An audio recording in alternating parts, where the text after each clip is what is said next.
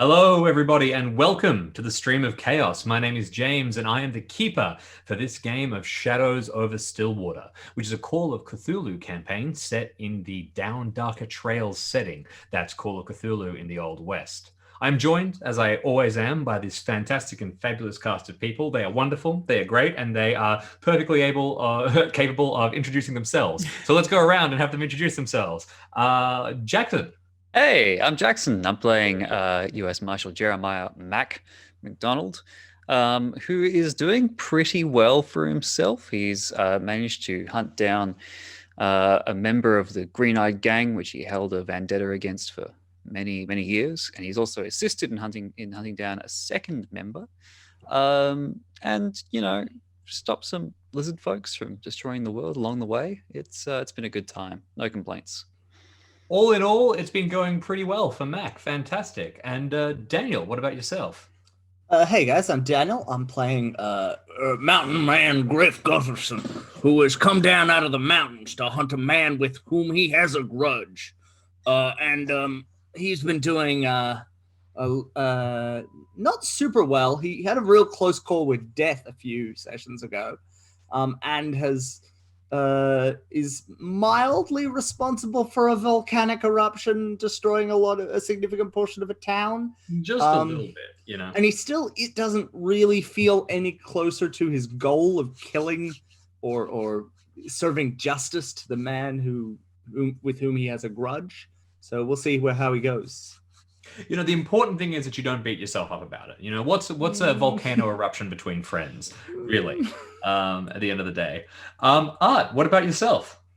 Hey folks, I'm Art. I am playing Dr. Joseph Waite, who is I would say slightly less unassuming doctor at this point because he has seen some shit. But he is trying to locate his mentor and friend, Dr. Hackney, last seen potentially associated with the Green-Eyed Gang.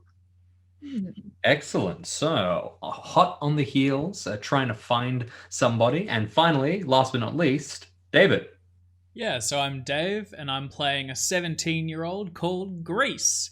And I'm a full-grown man, and I'm hunting a gentleman by the name of Jim Owens, who also associates with the Green-Eyed Gang. I used to run with him for a time, and I'm planning to get either revenge or retribution. I guess we'll see on the day. One of the others. It'll work out one way or another. Exactly.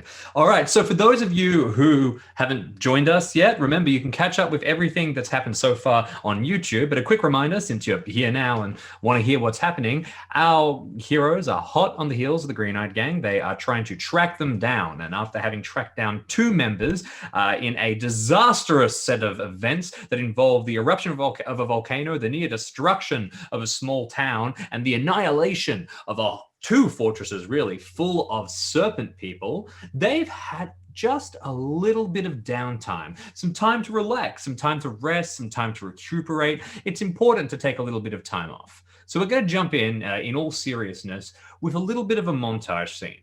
And I want you to all tell me exactly what it is that your characters did in the immediate aftermath of the events surrounding the eruption of Shadow Mountain near Santa Rosita. What happened? Did you stay and help the locals try and survive? Did you drift back to rest for a time? Your leads for the time being on the Green-Eyed Gang have sort of dried up, and you'll need to do a little bit of research to pick up new ones. In the meantime, you'll be able to rest, recuperate, prepare. Who wants to go first? Who wants to tell me about what they're doing? And as you go, since this is a new start, I'd like you to describe your characters again. Tell us what they look like. Tell us how they've changed.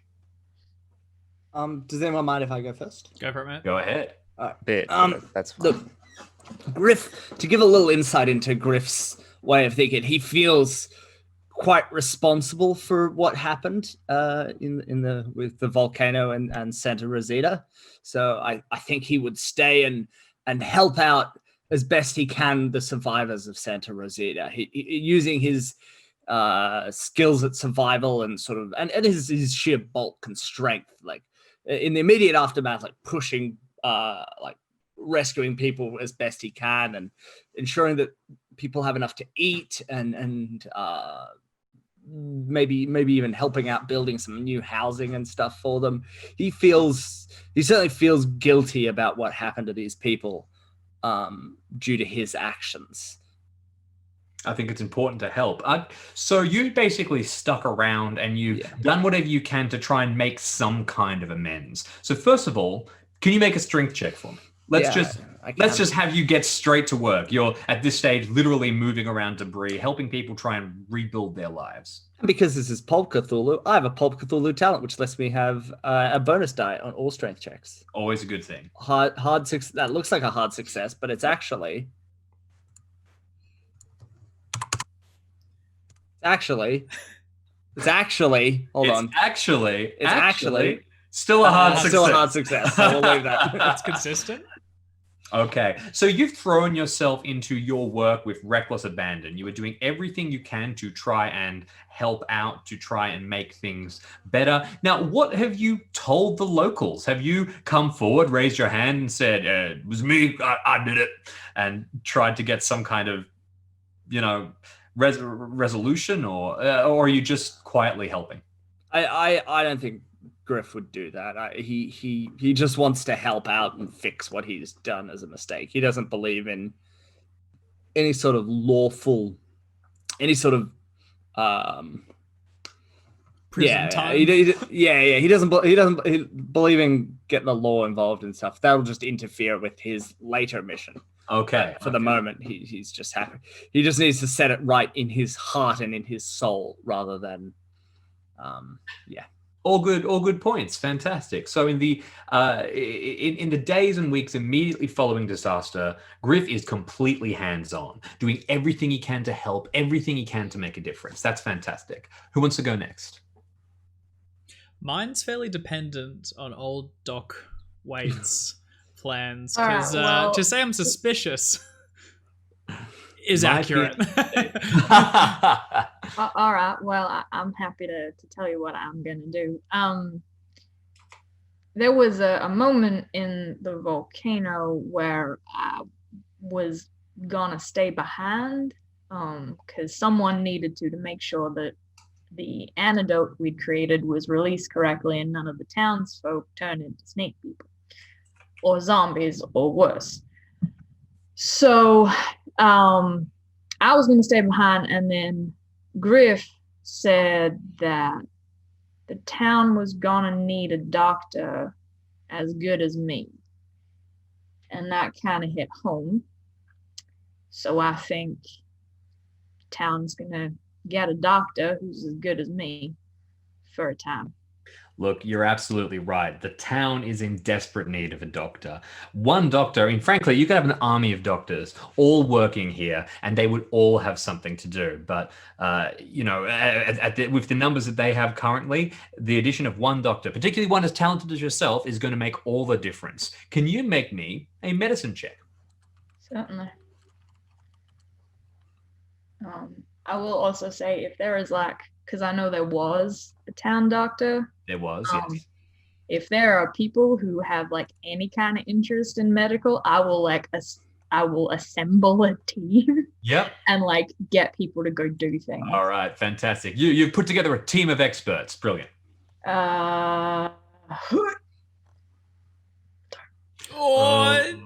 Look. So you start to get to work and you are realizing that there is just too much to do. People are suffering with injuries as vast. I mean, but first it's things like ash inhalation, smoke inhalation, the lingering effects of the illness that was being spread by the serpent people. But then things start to get more and more serious. You're dealing with people who have exposure to the cold because their homes are destroyed, or sunstroke, or all kinds of things. Before we jump forward, though, I do see that you have an 86 over 84. Mm-hmm. Can I convince you to spend 2 points of luck to just try and... I mean, yes, I think you can. You didn't even need to convince me. I was just waiting for you to stop talking and be like, could the doctor perhaps be lucky? Would that be a thing that the doctor could perhaps, everything's getting a bit much, and then, I don't know, he remembers something, or he pulls a book out of his magic bag of smoke tricks and is like, haha! All excellent possibilities. You know what? I think that the luckiest thing that could have saved the most lives is the wind was blowing the wrong direction or the right direction, depending on whether you're actually hoping for people to live or hoping for the most people to die in the most horrible ways possible. I think that when the ash cloud and all of the remnants of the disease started to spread up into the air, the wind mostly blew it towards the desert. And that's been a fantastic blessing. Does that sound sensible, or did you have a magic book in mind? Oh God, no. No, I like the idea that Joseph's just like, well, if this goes the wrong way, we're screwed. If this goes the right way, we're great. And the wind blew the right way, and he's like, crack knuckles, all right, let's do this. Yes. Diving in, and luck goes his way for once, and he's able to save a lot of lives as a result. So I would like it noted that out of everyone here, I absolutely spend the most luck. So the luck often goes in Joseph's direction because I'm willing to burn it. Very true, very true. There to be spent. So let's talk. Well, you said that your decisions were going to rely on what the doc did, Grace. Why don't you walk us through what you're thinking? So, when we had our last foray into a volcano, which implies that we've had several forays into volcanoes, and I need to specify. We have had two. Well, we've had one. The second one might have been a volcano. Anyway, when we last went in there, we had one of our companions was concerned that the dock had been inhabited by a lizard and that they weren't the person we knew. And we have had a few interactions recently with people masquerading, and they can pass as human. They look exactly like us. And this has kind of hit Grace a bit. He very much believes in the supernatural, specifically in more like a religious style than mythos yet. So he was very suspicious of Doc. Seeing him return to helping all the people, I think he kind of lets it not slide, but he begins to trust Doc again. But he's very cautious. He's still chatty and everything, but he's a bit more suspicious of folks. I'm also going to help around the town. I feel less guilty than Griff. He was the adult in the situation, so technically he was in charge and it's his fault. I was just an accomplice. It says sidekick in my title.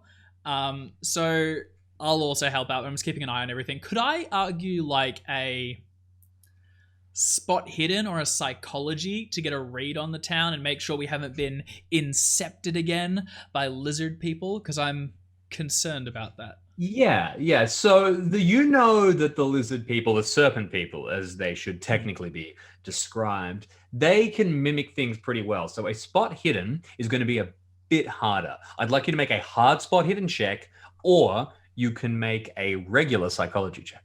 Okay.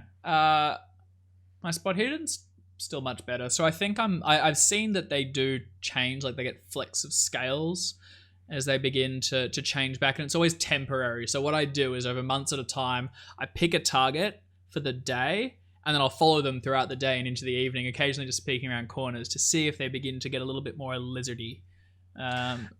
So go for spot hidden. 12 points. Ooh, okay. So what are you thinking? 12 points of luck? Look, I think that what happens is that you figured out that the best position to try and get a real good eye on the town from is this lovely restaurant where you ran up a prestigious bill during your last visit. So you might be able to find some interesting things there, or you might get distracted by all the wonderful food and end up not really spotting much at all, just apart from, the bottoms of your drinks and the greasy plates you leave behind. I think after a few weeks of close inspection of the town, I'd slowly lose interest, and it becomes more cursory and something I say I'm going to do so I don't have to help Griff push boulders or whatever he's doing. So I think I found Absolutely. Boulders don't even need to be pushed. It's just Where are you getting these? Okay, fantastic. So look, you've had a cursory glance and you're at least 99% sure that there have been no snakes just walking around in snake form down the main street, waving laser firing crystals in the air. That's good. 99%. It's Yeah. pretty good. I'll take that. Yeah. Okay, so that just leaves one. Mac, what about you? Yeah. So I was concerned. It sounded like last session the town was kind of leveled, but I think that's not the case. It's pretty badly destroyed, but almost immediately tents are set up and people do send help. Within a couple of days, news has spread as far as Stillwater and other towns, and people are hoping that the federal government is going to send in some kind of assistance. But he's already here. I mean, oh, absolutely. Well, very good point, Marshall. What would you like to do? All right, so for the second town in a row, I think I need to once again help them set up some sheriff elections, because there's someone just running around calling himself the head deputy sheriff, despite they're not actually being a sheriff. Okay. And also just like I think correspond with my handlers, tell them I've got two of the gang members down. Here are my posse members. Mm-hmm. And then maybe like even slip in I don't know if there's something I can do to kind of just tone down any outstanding arrest warrants for one at a blank award. Just like see if I can shuffle them back down to the bottom of the pile. I'll do that. I think that's a fantastic idea. Yeah, all with correspondence, of course, because I imagine I have to like send a messenger to the next town with a telegraph and then wait for the things to bounce back. So I think it's going to take me several weeks, and also like keep an ear to the ground about any other movements of the Green Eye Gang. Oh, of he course. does care. Yeah, He does care. Exactly. So it's going to be a consistent and it's going to be a lot of work. It's going to be a consistent effort, and all of you miss Blanca to they've vanished, and it leaves a hole in your little gang. It leaves an absence. But fortunately, there are still some things that you can do to help. Maybe. So can I get you to make a lore check for me? Sure can. Now, just very briefly, I'd like to ask you something.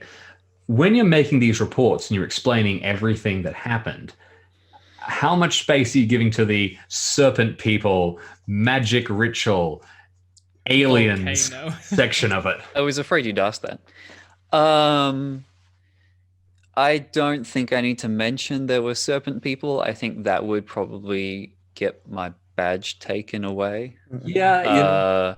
So I'll say that, there were some bad folks planning some heinous stuff up in this mountain with like explosives and all sorts of bad stuff, but they don't need to know that it was serpent people. That's fine. Okay, fantastic. So look, this is all fantastic news. I'd like you to make your lore check. Then I will. See how we go. Ooh, a little bit of luck. Can I convince you? You're banking just quickly. You know who's going to get this report.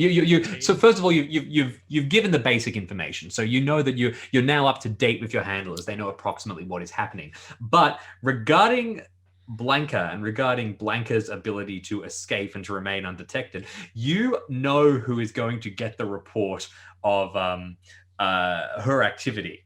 And you know that if that person is sober at the time, they are going to, elevate it immediately, and it'll make things so much worse. But if they're drunk, then it'll get left at the bottom of a pile and never looked at, and Blanca could get away scot-free. So you're like timing it. It'll probably get delivered here to arrive on a Friday. Friday after 5 p.m. There's no ways. I think I am just lucky enough for that to happen. You can have 10 points of luck. Fantastic. All right. So Blanca deserves 10 points of luck. with some deft timing, you manage to organize it so that the correspondence arrives at exactly the right moment. And within just a few strokes of a pen, Blanca finds herself freed, or at least substantially freer than she was before. And congratulations, and what a kind gesture to have made. So, you've all been working pretty hard. You've all been doing your absolute best to try and assist wherever possible. I would like all of you, because essentially you're all practicing your jobs, your doctoring or marshalling or deputying or generally helping around doing laboring work. I'd like everyone to make a credit rating advancement check. I think that's more than I fair. failed this last one. And to be clear, I have a credit rating of 5. And you rolled need to like a roll 1. over it. I rolled I think I got a 1. You had a 95% chance. And, Oh, that was. oh my God. That brought I'm joy good. to my heart. None of you are making any money. Give me a No, second. this is we no, wanted to this fail. is We good. wanted We to want to fail. roll over him. Oh, of course. Yeah, what am I Increase it. doing? Yeah, you all want to Yeah. fail. You're all making money. So is it a D10, James, or how much are we adding? D4 Yes, you will add a D10. I'm not. Ha. I have 20 in it too. Like, what is happening? Nice, 2. Hello, 7. Hey, that's Oh, like Mack. a 40% increase. There was a bounty, and you are suddenly making a lot of money. Your name is getting said in all the right places. You know, I was gonna say, are you not? Maybe now you're Mack, the martial savior of said to Rosita. Well, I feel like the story must have just gotten picked up by Yeah. a journalist somewhere, being Yeah. like, How did Green Eye Gang, journalists- 2 down, 3 to go. Buy our newspaper for the latest developments. Do you remember that Everyone's kind of journalist we hearing about met that way. in session 0, and we I think were that telling wasn't them a on lot stream, about? but yeah. No, it wasn't. But we still met it. We met a journalist, and I tried to tell them to follow our story of the Green-Eyed Gang, and they didn't quite take the bait then, but maybe they have now. I think that's exactly the case. And all of a sudden, as you're all working, you find yourselves as minor celebrities. People are bringing these newspapers to you and talking, and all these, stories are being spread around. You know, there's practically paparazzi. Although, tragically, unfortunately, someone misspelt Griff's name. No one makes the connection. Oh yeah, cool. Because you failed the credit rating check. So unfortunately, now as well, It's good. Griff does not want to be recognized, so he is more than happy to be under the radar. it all works out then. Now, Joseph, of course, you succeeded your last credit rating check and got quite a boost to your name. So this popularity just continues that story along. And the tales of all the ways that you are helping the people of Stillwater and of now of Santa Rosita have spread throughout the land. So all of you are being good souls. All of you are helping. All of you have been rather nice. Everybody can heal a single point of sanity. Oh, what luxury. And then let's get to the first bad thing that happens. Uh-oh. Here. Terrible thing. Hang on, he's got a book. Is he, Oh, is no. he allowed to have a book? Oh, What? You didn't see anything.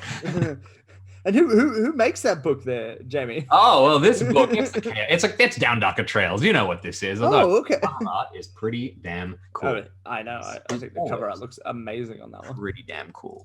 So, Mac, Yeah. you tried to run some local elections. You tried to set things up with a sheriff. For what it's worth, Deputy Valentine does win the elections once you set up a proper sheriff, and you have to kick out the old one who turns out wasn't really fulfilling all of the letters of their work. And Deputy Valentine does seem pretty capable. So the town ticks along relatively well, but you are doing a lot of work with the local law enforcement, and you seem to be living inside the sheriff's office. Every couple of hours after you finish work, you have to go outside and pass by the area where you crouch for a solid 15 minutes as you watched a botched horse theft go down. But you try to ignore that and place it in the back of your mind.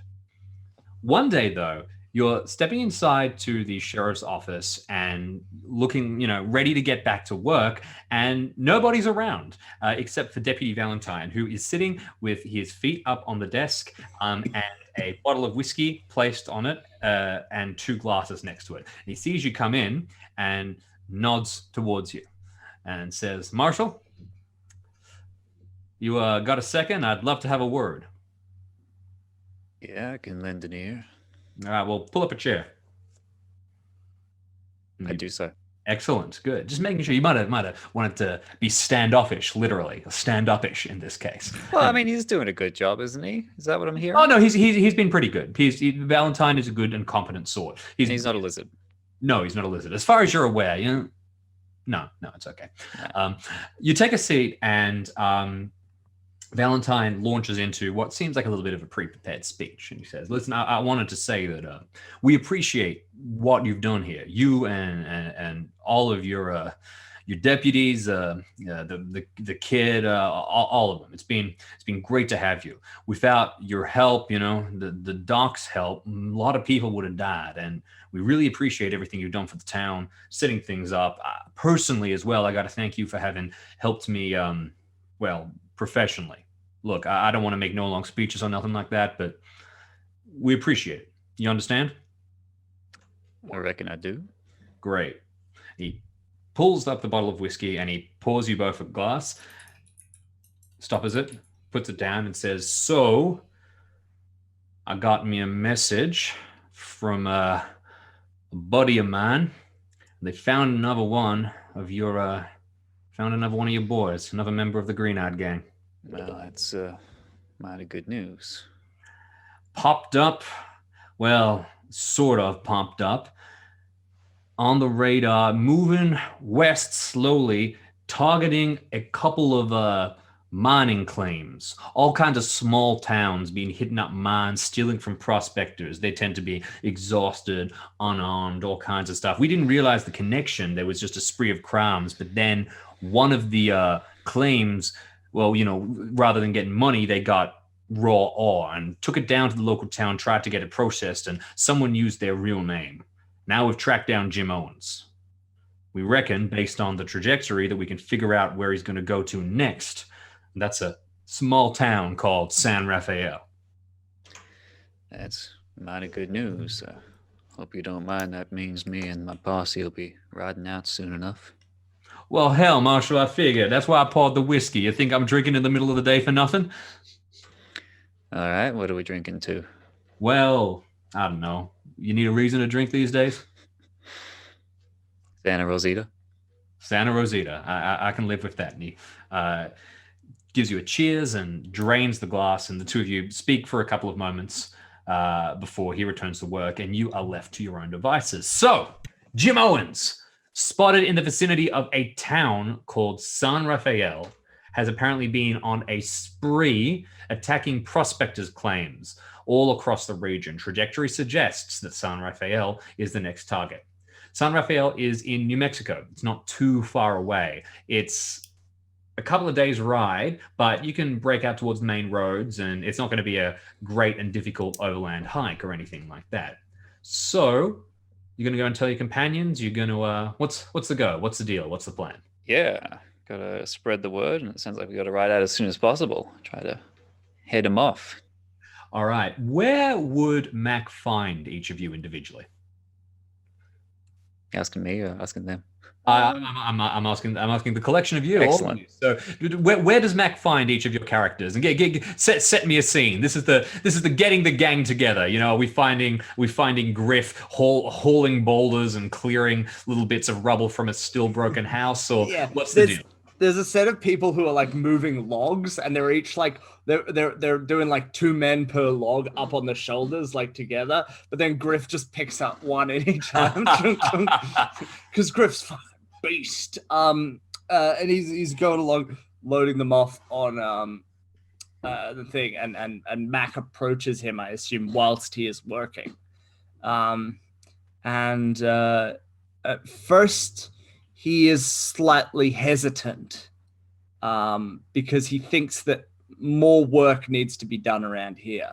But I think that Mack eventually talks him into it and says, you know, these people are set up here in Santa Rosita enough, and that we have to go. The trail will get cold. And I think then he goes, yeah, all right, I'm coming with you. All right, Mack, that's what we got to do. Okay, fantastic. So that's Griff. Where does Mack find the doc? Oh, I believe you're muted, I'm afraid.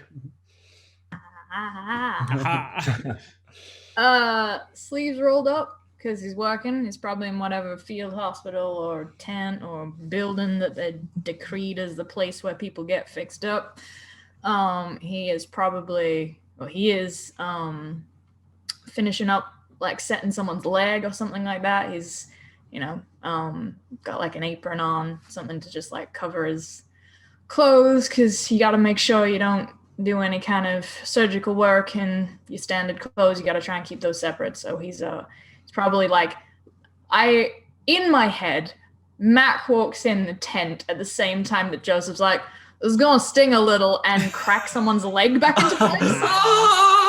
hear the faint echo of someone yelling, my leg, under the underscoring the conversation. Yeah, and then is like probably having a conversation as he's like probably steps away, but is keeping an eye on someone who's actually setting the leg and bandaging it up.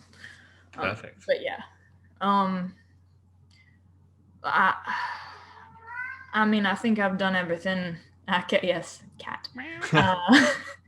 I think I've about done everything I can here. Well, no, I could do more, but I think the townsfolk have it from here. There ain't no serious things, just bruises and scrapes and broken bones and twisted ankles and stuff like that. I think they'll be all right. All right. I suppose we have to go eventually. I'll start to gather my things as Mack goes about his journey to others. All right.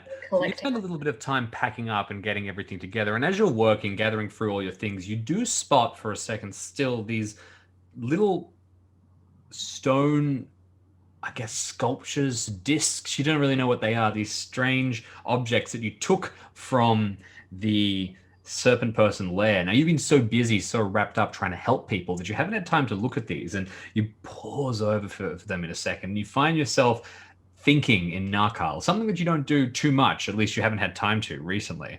And you cast it from your mind, quickly pack them along, and get ready to leave. Yeah. Perfect. Greece, where are we going to find you? So historically, Doc has not had much time for irritating children, but doesn't mind assigning busy work, I think. So Greece was sent to get like a bucket of water close to 2 hours ago. And I'm outside with the bucket upended, perched up on it, watching people go up and down the street and like chatting idly to some old timer who's having a completely different discussion to himself. Because I just tell him about like, and then I'm going to find Jim Owens and we're going to meet in the street. I'm going to draw pistols and I'm going to send him right back to hell. Okay, fantastic. The old timer's kind of nodding along, just letting you string words together. Yeah. When you hear about Jim, I mean, how are you going to break the news, Mac? What are you going to say? Because this is Greece's rival. This is a big deal. Well, Greece, reckon we got him. Got who? Owens. Owens? Riding into a town not far from here. A few days from now. We're going to head him off. How do we know? Who told us? Well, we hear on the grapevine. Sheriff passed it on. Right, we're sure it's him. I mean, we've been following rumors all, last few months. Only one way to find out. Hell, right, there is. Okay, well, yeah, if you reckon it's really him, give me... Hell, I'm ready to go now. Let's get on the road. You gather up your things and leave the old timer sort of go goodbye sort of behind you as you tear forward. Disappointed no one called me a son of a bitch and told me that they were in. Oh, terrible. What was the point? You are right. Not a single one of us. I would never swear to you, Mac. Yeah. I feel like none of us are the son of a bitch I'm in kind of people. I think actually I was son of a bitch. With that attitude. Excellent. So you gather up your things, you get ready, you're going to make leave as quickly as you can, and you decide, no time like the present. Before you know it, you're going to be speeding out of Santa Rosita. So let me ask you, apart from the obvious, you all have horses now, or have been provided with horses by the Santa Rosita Sheriff, Valentine, as a thanks for your immense amount of work. Are any of you bringing anything special beyond your usual kit? So obviously, Doc, you are bringing a lot of specialized equipment, but it is the specialized equipment that you usually bring. Are any of you adding anything new to the set? Griff, do you two want to pack some more dynamite so you can try and blow up another state? Shut up. I was gonna say, if anyone does try to pack dynamite, I am going to unpack it. I increased my credit rating by 2, which gives me approximately another $2. I've spent it on mining equipment because I know Jim Owens has been sneaking around doing odd things with prospecting. So I've got a little pan and a hammer and a lantern. Brilliant. No dynamite. And so good. every stream we stop at on the route, I'm going to get down, I'm going to shake out and just see if I can make any money. Okay, fantastic. Anybody else? I need a new coat. Oh yeah, My your last one coat. disintegrated a little bit, Yeah. but Yeah. no. Otherwise, I've been making the job work so far with nothing but my rifle. Can you make me a luck check? I can. He will probably succeed. Well, I had 100 points of luck and I spent 19, but let's Oh, see. oof. Okay. I sure can. Okay. All right. With a regular success, you managed to find just a regular success. Yeah. Okay. All right. You managed to find a coat, and it's good, and you're happy with it. Feels nice. Feels good. You come back, and as you're passing by, Valentine sort of looks you up and down and says, "New coat." Yeah. Oh, and Rain it's off. you picked that one? Looks fine. It looks good. It's good. No, it suits you.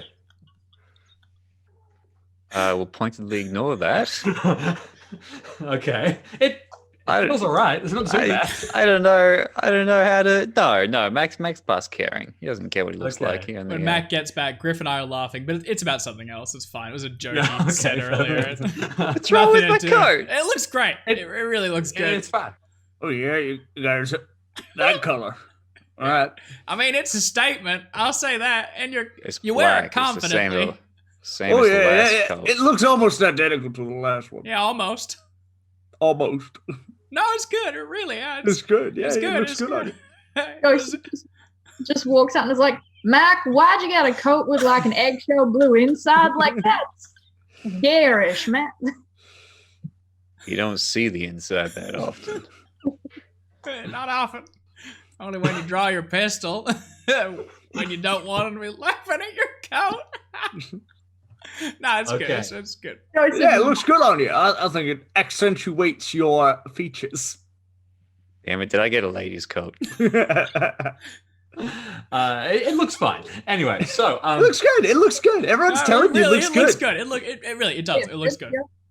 Doc, Appearance you roll to see if he said you pulls it wanted off. you have some special equipment in mind? Well, I'm probably gonna make sure that I have things like a bedroll, which I don't think I had before because I spent a lot of time going between towns. If we're going just to like a town over and it's not a big thing, I probably won't. But if we are going on a bit of a trip, I'll pick up some like camping supplies, essentially like basic camping supplies. I am also going to use my ridiculous spending limit and buy some ammunition. Okay. Not for me. Not for you. Okay. Well, explain what kind of ammunition are you going to be picking up? I believe the ammunition I need for this particular weapon is 44 cartridges. Okay. But All right. So you're gonna... that's probably a better question for Greece.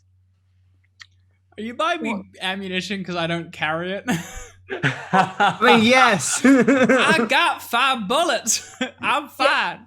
It is. They are think, like- .44s. Yes, and I would have. You and I have. I think we did that. We were like, I was teaching you to use it a bit, so you would be familiar with my weapon. Yeah, it's .44. Yeah, if we had the downtime at all, I probably would have taken you up on that and would have also given you some basic medical training in return, depending on how much time we have.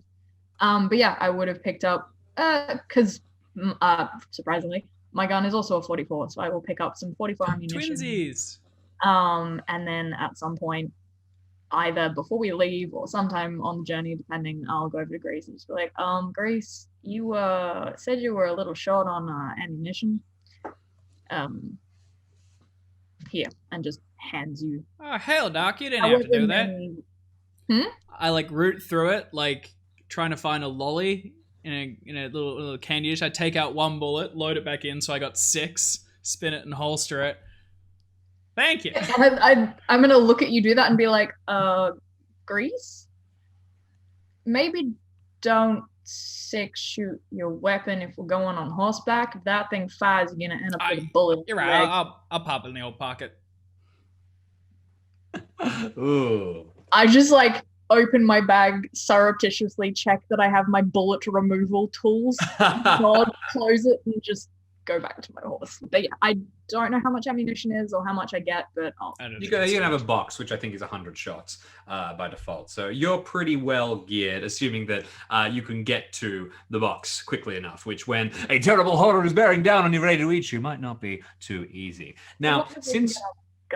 keep our guns loaded between times, that's all I care about. So just quickly, the two of you probably do have a little bit of time to work together and try and train each other. So I would like you to make, both of you, can you make intelligence checks? Oh, I'm so smart. Nope. Sarcasm? I'm not stupid. I had 65. Yeah, you're right. I think you're smarter than I am. Whereas I think Doc is very clever. Oh yeah. Okay. So I have a pulp talent that lets me roll a second dice in my intelligence check. So I'm not going to jinx myself. But the tradition. Because it does look a lot like a hard success. That looks like a hard success to me. But it doesn't work. But we jinxed. We jinxed up. No dice, unfortunately. Okay, so basically, unfortunately, Grease, you do end up relegated to busy work almost immediately. So you could increase your medicine skill by 1, but that's it. Double. Exactly. So you're getting a lot better. Actually, am I able to value. teach him first aid rather than medicine? Because I think that's probably I'd be teaching him basics. With a hard success, certainly. Increase your first aid by 1 instead. Do you want me to just tick it? No, increase it by 1. I think we're going to go with an increase of 1. Thank you. And you can increase your firearms pistol skill by a D4. Hey, you mean handgun? Handgun, yes. It's called pistols. Handgun. Firearms handgun by a D4. Okay. So, 4. Nice. All right, good. Now, you're all getting ready to leave, but there's one last thing that needs to happen. One more unfortunate farewell. So, as you're working, doing the last little bit of stuff that you want to get done before you leave, Griff, you finish, place a couple of logs down, have a gruff word with one of the other laborers, just explain that you're leaving. They give you a very brief thanks. And as you turn away, you hear a small and you turn back, and Dog has stopped following you. Dog is sitting outside one of the small little areas where a new building is being put up. You think this one's going to be sort of a replacement for one of the cantinas which was destroyed, and Dog does not seem to want to leave. What's up, boy? What's going on? Starts to paw the ground anxiously and look back towards, all of the other people who are walking around. You know that Dog kind of likes it here. All right, well, that's where you want to stay. Hold up. I walk into the saloon. Yep. Is there like the bartender around or the manager or whatever? You can find the former manager of the Victoria Saloon is there. Yeah. And I want to turn to him and I go, I need a favor from you. Can you look after that there dog? He's a good boy. He'll help you out around the place and he'll guard it. And he's a good dog. You just need to feed him and that's basically it. He kind of looks a little oddly at you. He seems to be about to refuse, and then you hear this sort of like shout for joy, and off to one side you see his daughter leaps up and starts running towards him. Yes, and within a few moments you find yourself leaving, and you can see behind Dog is happily prancing around this little girl who is taking him on a short walk. So you turn around, Dog walks around a corner, stopping just to bark at you once more. If you're looking closely, you may see a single tear drip from Griff's eye, but he does not turn around as he walks away from his beloved pup. Oh, perfect. I like it. Excellent. I mean, the distance is going to travel before it hits beard is like this much, so probably need to spot him. If you're that close to see it, then you're that close to smell him, so it's not going to happen. Exactly. As we did mock his jacket, that's of course. Yes. So the collection of you now have an objective. You have somewhere that you need to go. You know that San Rafael is the next target of Jim Owens, and that if you get there quickly, you might be able to interrupt him and catch another member of the Green-Eyed Gang. So you load up with your equipment and you head up onto the road and you begin the ride, heading out of Santa Rosita, away from the town, away from Stillwater, away from the now empty lairs, the serpent people that you have disrupted, and back out into the wild, wild west. You've gotten a bit of practice traveling now, those of you who didn't already have it. As you're moving through, can I get you all to describe for me a single natural feature that you go past? You're moving further out west now, so things are getting drier and hotter. The mountains are being replaced with flatter plain, and the scrubland is giving way to true desert as you head deeper into New Mexico. So, did you guys mind if I go first? I always do. I apologize if I'm jumping in. Get stuck into it. At one point we're traveling through this quite sparse, almost desert-like terrain of New Mexico.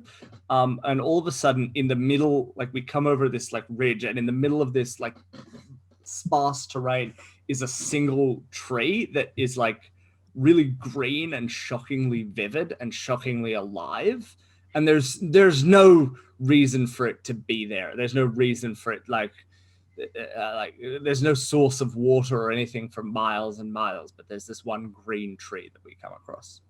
Okay, fantastic. It stands out like a sore thumb, but it's kind of nice to walk past. Gives you a break from the monotony and the heat of the rest of the desert. You're not sure how it survived, but it seems to be thriving. Who wants to go next? How desert is this? Like any water, any trickling streams? You're not passing by any streams explicitly, and you have left the rivers behind. You're getting pretty hardcore desert here. There are some cactuses. You know, this is... we actually went right through this area last year when we were in New Mexico. So I think, yeah, real, this is where it starts to get sandy. Yeah, okay. I mean, Jim Owens was following on the trail of prospectors, right? People that had staked little claims in bits and places. So I'd like us to, as we're heading along, we go past one that's not too far off the road. And I'd like to take a short detour as we just kind of take a look around it, hop down inside, and wave my lantern about and get my little shovel out. Take a couple of samples. I just want to see what the prospecting style is, how these people work around here and make a living. Absolutely. So now what I would traditionally ask you for is a science geology test. Oh. But here you're kind of guessing, you're doing your best. Make me a natural world check and let's see how you go. I can do natural world. Yeah. And you? I didn't say it confidently. I can do natural world. Oh, I mean, now I believe it. It's one of those things where you've bought the new kit. You spent you got your new paycheck. You spent all your money buying a new prospecting kit. Prospecting's going to be your new thing. You're going to get really into it. I'm Grease sat at the back of your horse, and you haven't used it once the whole trip. It's never quite at the time. You're always a little tired. You know, it's just not coming up. In all seriousness, though, you start to figure out, because you will pass by people, you will pass through one or two small, basically rest towns along the way, small little areas where you can resupply on longer journeys. And you start to realize that the details of prospecting and the details of claims are pretty well guarded. Ain't nobody going to tell you how to get gold if they could get it themselves. So you don't find a lot of willing teachers. And when you start to mention claims, they'll ask, what's a claim like, where to look, where would you find one? People clam up immediately, or start to ask for money to spill the secrets that the ground has revealed to them. Oh, but Grace, you have so much money. You may as well just... I got money, but it's all tied up in assets at the moment. Pat the bucket. So probably best we get going. It's fine. I want to strike it rich. I want to find it myself anyway. I don't want to be told where it is. I want to feel it. I want to get the hum of the earth and the sensation of gold under hills and such. Yeah, you and every other bleached skeleton getting picked by buzzards, boy. I'm different. Well, we'll see. You head on your way, continuing through, heading further and further west until the desert starts to slowly give way to little rockier outcrops. You're getting back towards a more mountainous area. This is supposedly where the claims would get a bit more common, a bit easier to see. What other things are we seeing? Jackson, Art. I think it's like a.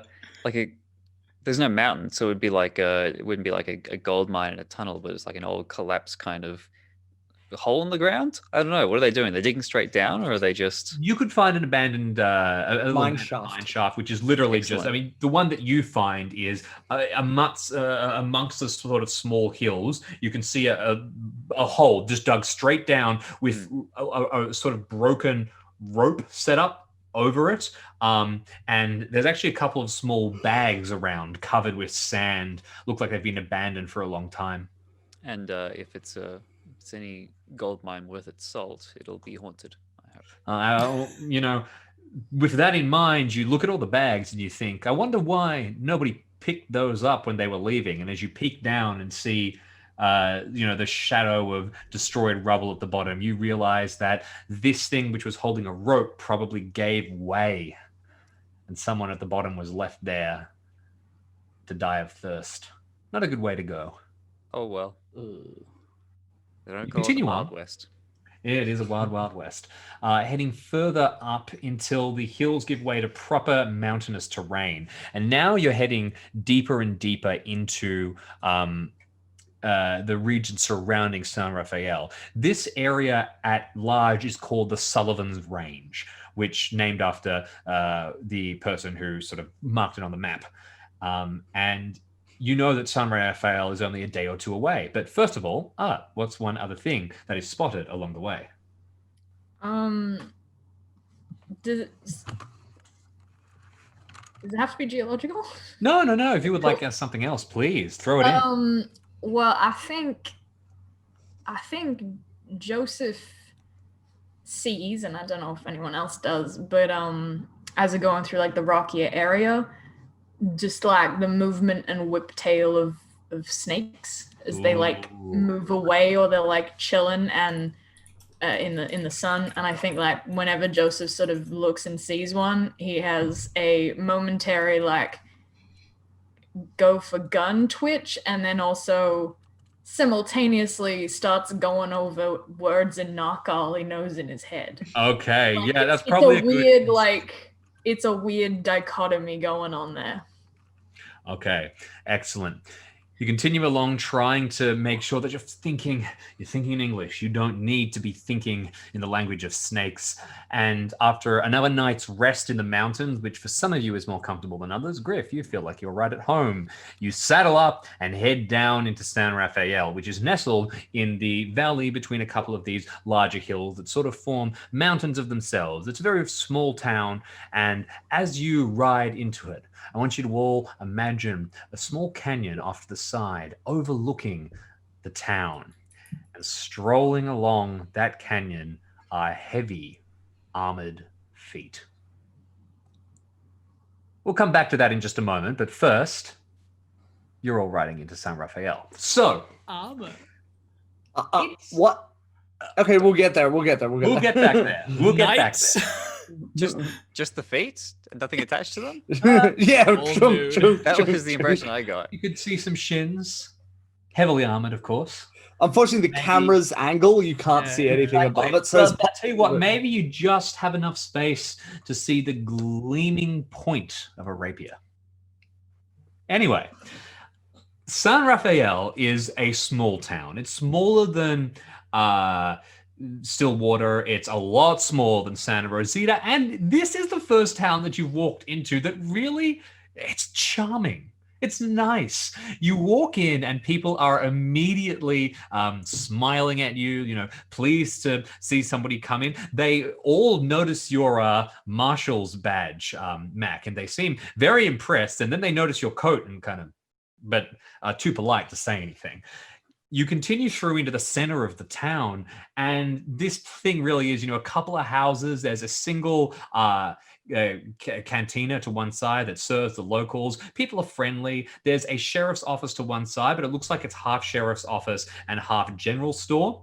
And after only a couple of minutes of the collection of you riding, you go to the cantina and get off your horses and, tie them up, have a quick sip of water. The sheriff comes out to see you. There's not much going on in this town. There's maybe only 30 or 40 people in it, and seems pretty pleased to make your acquaintance. So the sheriff, who introduced himself as Sheriff Donovan, is this very, very, very big man, probably one of the tallest men you've seen, and quite broad too. Griff, you're a giant yourself, and this man is probably just a hair's breadth bigger than you. And unlike you, though, you cast a terrifying sight with this massive beard. He's got this giant smile on his face. He's got a little bit of a portly belly too, and he just seems so happy to see you. Well, welcome to San Rafael. Welcome to San Rafael. It's fantastic to see you'll hear. I'm Sheriff Donovan, and gosh, a marshal in these parts. Wow. Well, we're at your service, Marshal. And these are your deputies, or what? How can we help you all? Posse. Posse. We're looking for someone. Might I have see. ridden into town recently, or might shortly be doing so. Oh God, we ain't got no criminal here, do we? I'm afraid you do, sir. Oh my gosh. Oh dear. He starts sort of looking nervous, and you realize that he's not wearing a gun or anything like that. He's actually not wearing a badge either. He's just sort of introduced himself as sheriff, and he starts looking back toward it. You get kind of that very sort of sleepy Add one town. to the list of incompetent sheriffs. For what it's worth, he seems like, you look around, you get the impression more that the only crime they've had in the past 5 years is one guy accidentally rode their horse into another, and that was resolved amicably over a handshake. This is just it's not so much an incompetent sheriff as he doesn't need to do anything. Maybe he pulls apart drunks once or twice, and he's big enough to do that without having to use a gun, is the impression you get. Yeah. I'll very seriously, Don, go, yeah, I'm afraid there's a gentleman under the name of Jim Owens seen here or soon to come. He's a short, ginger fella, likely holding other people's possessions or, fingers. Mean-looking son of a bitch. Well, gosh, we ain't seen no one like that. I know everybody in the town. Ain't no one here by the name of Jim Owens. In fact, ain't nobody here at all who ain't local. You got many prospectors come through here? Oh yeah, prospectors all over these mountains. Well, I say all over. There's a couple of them, 4 or 5. We've seen most of them recently. Most of them. We ain't seen the Cleggers recently. Look, why don't you come to my office? We can have an investigation or something of the sort. I'm sorry, I ain't done this sort of thing before. Marshal, can I take your what should I do here? Well, you just tell us everything you know. That's fine. Let's go into your office and we'll see what we can find out. Okay, well, certainly. And he takes you into his office. And it does seem, clean, and there's paperwork there. It's just basic. He hasn't really had to use the general store half of it more frequently than the sheriff's side. Or he explains he runs the general store. Yeah. And he just does the sheriff stuff because he's the biggest person. Does he have any signs like, warning, these prices are criminal? That's a great idea. I should arrest myself. Yeah, I'm crazy. You mind if I use that? No, he takes you in. He has actually, there'd be a problem that he doesn't have enough chairs, but fortunately he runs a general store and he has a collection of chairs. Pulls them off the wall. He's pulling them down. He shows us how easily they unpack. Yeah, exactly. Sits down and nods a few times and says, "Well, so yeah, no, we got the the town's quiet. We don't get anyone through here, and when we do, we know them. I know everyone who comes into the town. Y'all saw we come say hello as soon as we see some folks.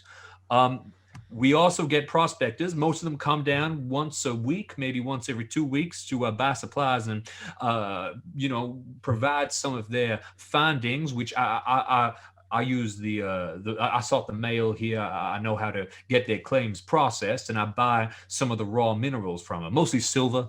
But we ain't seen the Clegger. the Clegger brothers. They been a little far behind. We're going to assume that Jim Owens is traveling under an assumed name. Can you describe these brothers to a colleague here?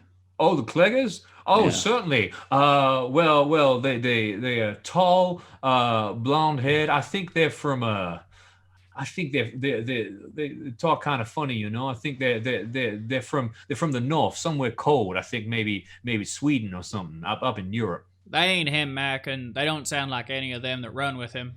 I turned to the sheriff. I go, he used to run with a gang, Owen's gang. I'll list a couple of them. One's got, like a hook. The other one got an eye patch and, all sorts of things. And then he ran with a group called the Green Eye Gang. That doesn't mean anything to you either? Oh, I read the papers. Oh, y'all that Marshall. Oh, fantastic. Oh, you're putting our little town on the map. No, look, we ain't had no one like that through here. We ain't had anybody, but we have had incidences where sometimes the people who own these claims, the prospectors up there, they're worried because sometimes people could come through and threaten them. We always let anybody know they get any kind of threats. They come down, they find out, we'll round up a posse and get them together. In fact, we were talking about maybe checking on the Cleggers. We haven't seen them in 2 weeks. They usually come once a week like clockwork. So we were going to put together a band and go out and make sure everybody is all right. You don't think that your Owens has gone up there and robbed him now, do you? It's always a possibility. If he was in the area and he's been sticking up prospectors, then it's something we're going to have to assume. Now, I don't want to ride up there all gung-ho, guns blazing, if that's going to leave the sleepy little town defenseless. So maybe we should just hang out here and wait for him to come to us. If we ain't defenseless none. If we know someone's coming, I got a rifle and sort of most of the locals. But you can talk to, if you'd like, Melvin Clegger, his sweetheart, Mary Lou, she lives down here. All right. Now, I understand a thing or two about prospecting, and I know, it ain't right to ask where another man's claim is. But where is their claim? And can we go to it? Y'all are from the law, and I will tell you everything I know. Unfortunately, they ain't never told me. I don't know.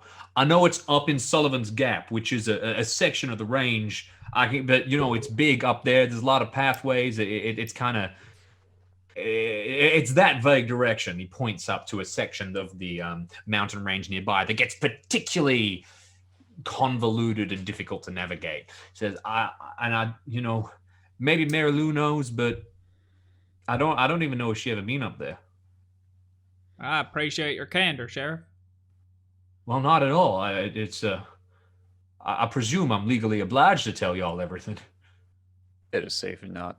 Yeah, I mean, I wouldn't want to get arrested for something other than my process. That is to say. That's my line. I'm sorry. I won't use it again. Now you can have it on account of your help and everything. Listen, Sheriff, I'd offer you a word of warning. Owens and his sort, they ain't to be trifled with. If they do come in here, you get everyone, you get them into the inn or something. Make sure you can board it up. And bring water. They've been known to burn down a barn or two to make sure they get what's inside. We can do that. I'll make sure that, I'll make sure that every man carries his gun, and we're ready in case somebody comes running. Now, we don't have no doctor or nothing, so if y'all get shot, be careful, because we ain't going to be able to help you. We got the best I know. Do you kind of give any nod to identify yourself? Otherwise, in which case, the sheriff kind of looks from one of you to the other, trying to guess who the doctor is. Oh, I think he looks Raise at my me. head. Are you calling the doctor? Now I can tell you a little bit about anatomy. Famers. Now that's your foot, and your arm is basically the same as your leg, just sat to your shoulder. It's the same stuff, so you just gotta... The most Griff's ever spoken. Griff, where's your femoral artery? Your femoral artery is like in your forehead. It's like right across there. Yeah, you're gonna be all right. It's how you remember things. It's your femoral artery. Trick question, huh? I'm a male, so I don't got a femoral artery. Good try, doctor. All right. Oh, that was a good one, Jack. So after a few moments of sort of more of discussion, Sheriff Donovan is going to say, well, is there anything else I can help y'all with? We'll take your advice. We'll make sure everyone's ready. And Sullivan's Gap, if y'all need supplies, if y'all need, y'all looked pretty well prepared, but... We will liberally requisition. Sounds like it's a plan. If Owens has indeed ran into the Cleggers, we better get up there while the trail's still warm. See if we can head him off. Oh yeah, we got a quarry now. This is Griff's time to shine. You don't want to be careful. It's it's pretty hot. It's pretty dangerous up there. You get all kinds of. Well, you can get mountain lions. You can get cougars. You can get. No, it's dangerous. Don't tell an old lady how to suck eggs or whatever the expression is. I got this, Sonny. Okay. Well, far be it from me to do whatever it was you just said. Griff doesn't really know. Yeah. Okay, so I would like to wait until my posse has left the building, mm-hmm. and then make like I'm about to leave, and then lean over to the sheriff and just ask, "Got any sell any coats?" Well, none like the one you're wearing, sir. This black is fine. It looks good. Well, all right then. And I walk out. You walk past, and there's like a selection of coats by the door. You look towards him. He kind of gestures like for you to take one. You reach up to grab a random one. He goes, "Oh!" You kind of decide better of it than leave. I don't know what the hell I found myself in. I think it's a really nice black coat with an eggshell blue lining. I think it looks great. Again, I think it looks great, Mac. I know what you think, and it's the fact that you feel the need to keep repeating yourself is what's making it worse. Well, if you ever stand on a hillside and like people look up at you, you can just open your coat and you'll disappear. Yeah, be invisible. Would you like to take one of the coats? He seems perfectly happy to let you have one. Swapsies? No, he's no. I was vaguely offended. So I think I'd like to not wallow in my state of disarray any longer. I'm going to leave, but I'm going to make an appearance roll to see how bad this is. May I? Sure, go ahead. It's a good coat. I'm pulling it off. Oh, that's it. I'm pulling it off. Yeah. No, I you're right. Okay.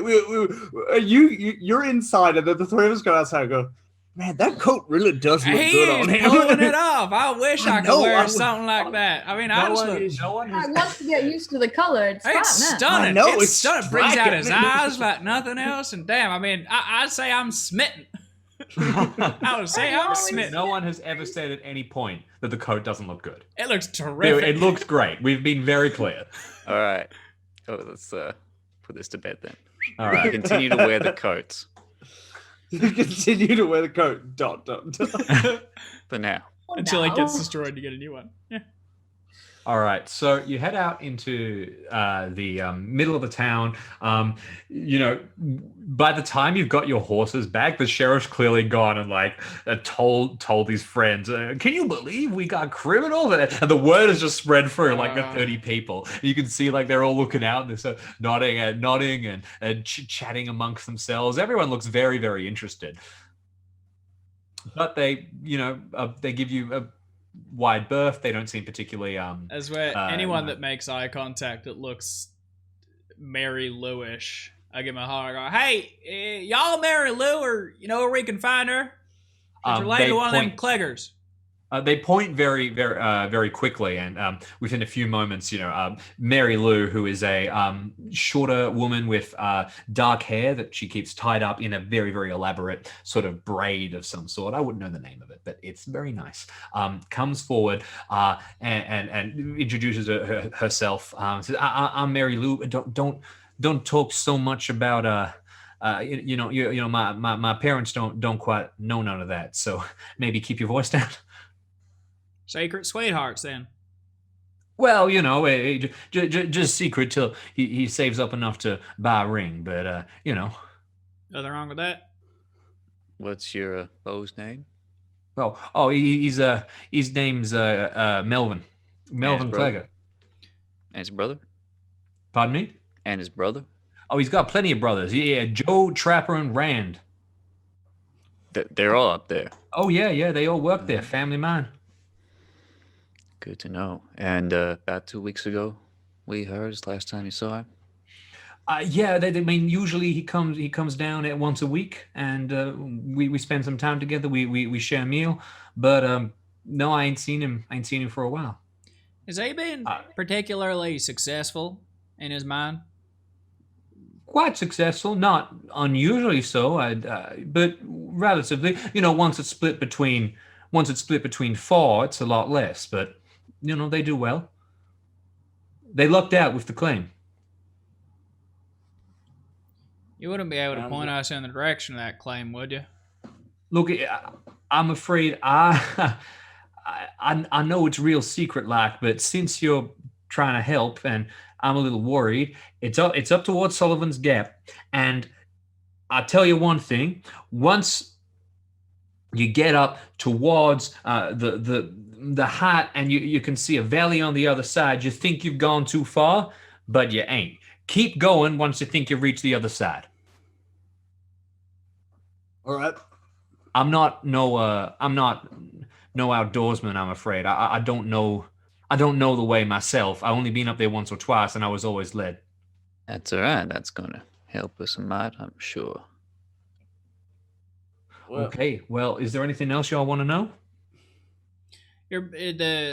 Your bow and his brothers, they capable weaponry?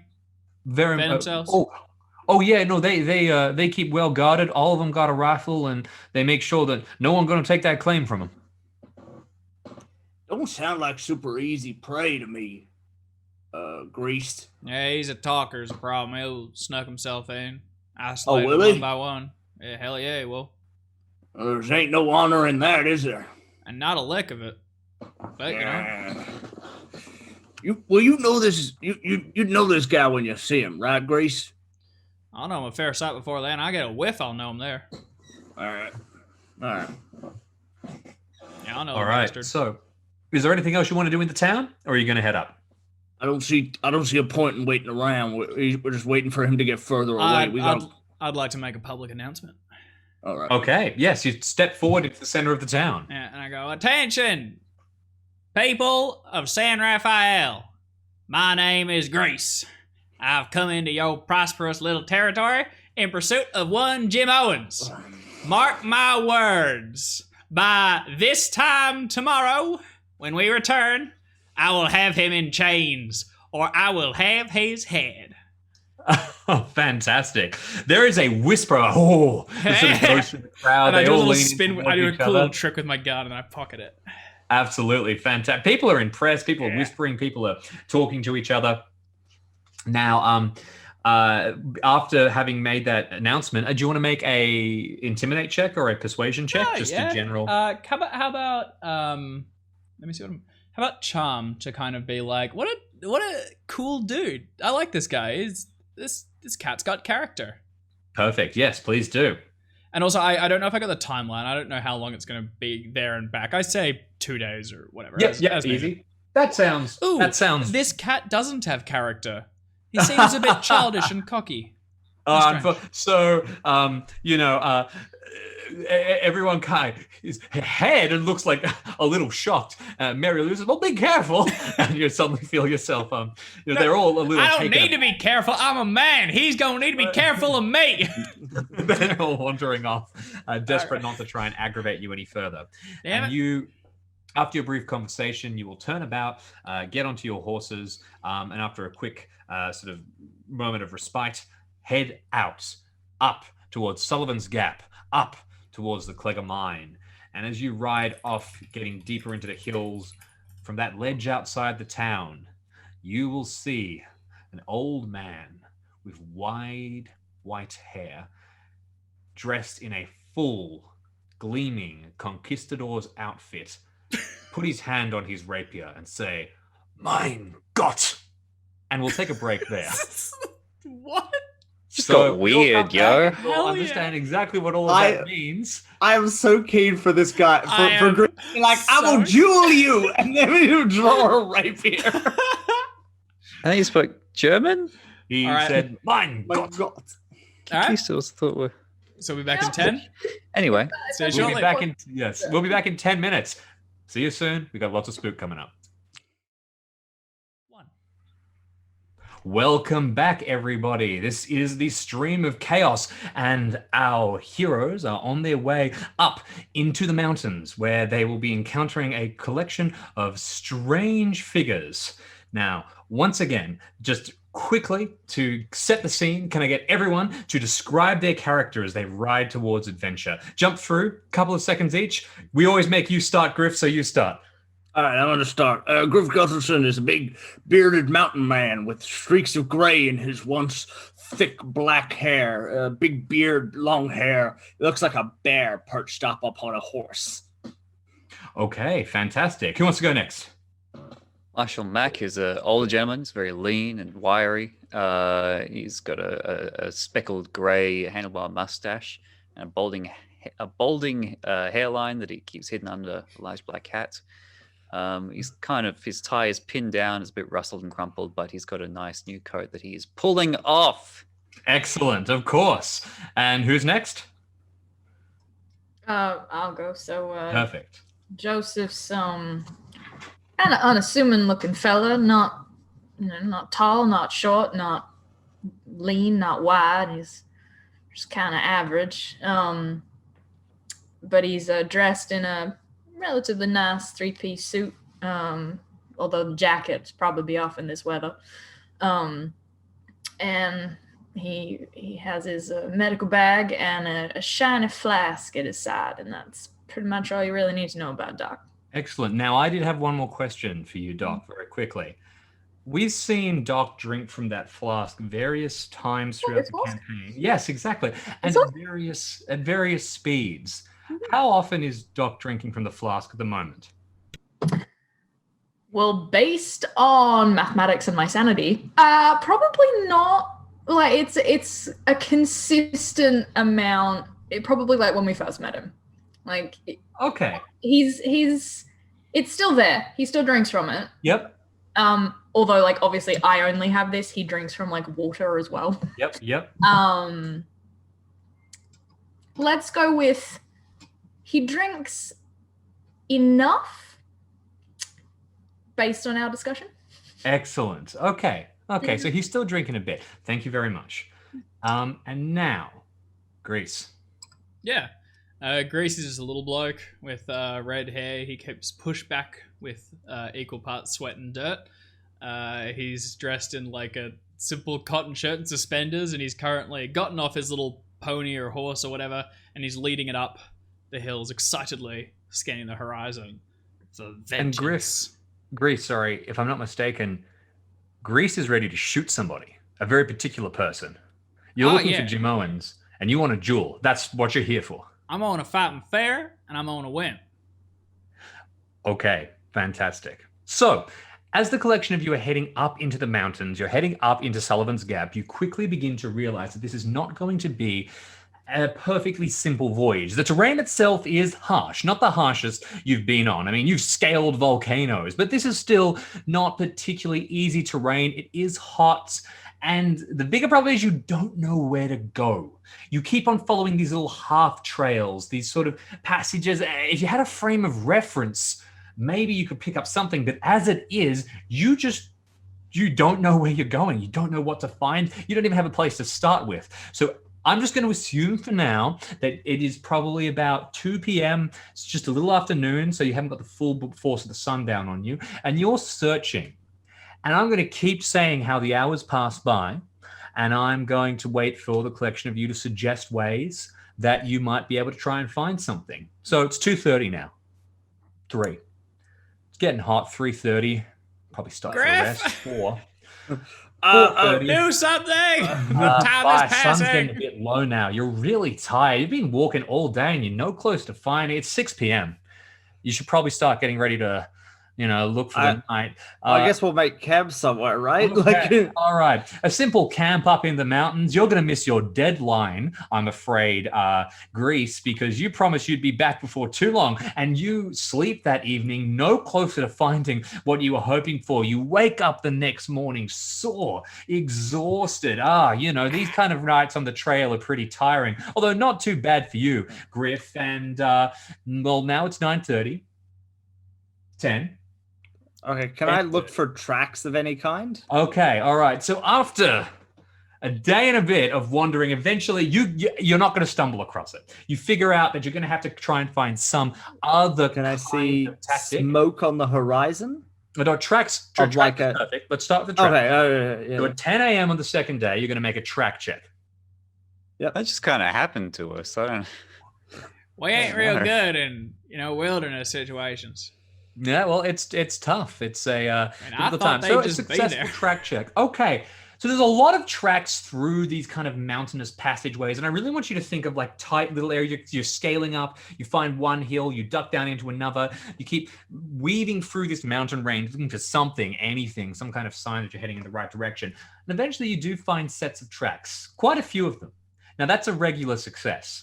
I'll tell you more if you get a hard success, and I'll tell you even more if you get an extreme success. Can I convince you to luck or push that roll? What's that? 9? Is that That's a 29 fair bit. points? Yeah. No. No? Yeah, no. Pushing. Happy with what we've got? You want to push it? No, I want to take that. I'm going to take that success. There's something you got to learn about being in the wilderness, which is if you get a hint of a success, you should take that and not try to push your luck. I think is what I'm going to say to make up for my. I mean, that seems reasonable. I'm just concerned that we've been wandering around here for a day and change, and we ain't getting any closer. Well, I just suddenly decided to do my tracks for things now. I didn't feel like doing it a day ago. You were searching pretty actively, but unfortunately, you sort of didn't come across anything the previous days. I wanted to sort of, time needs to go past, and I wanted to get that across because I want to stress this is tough.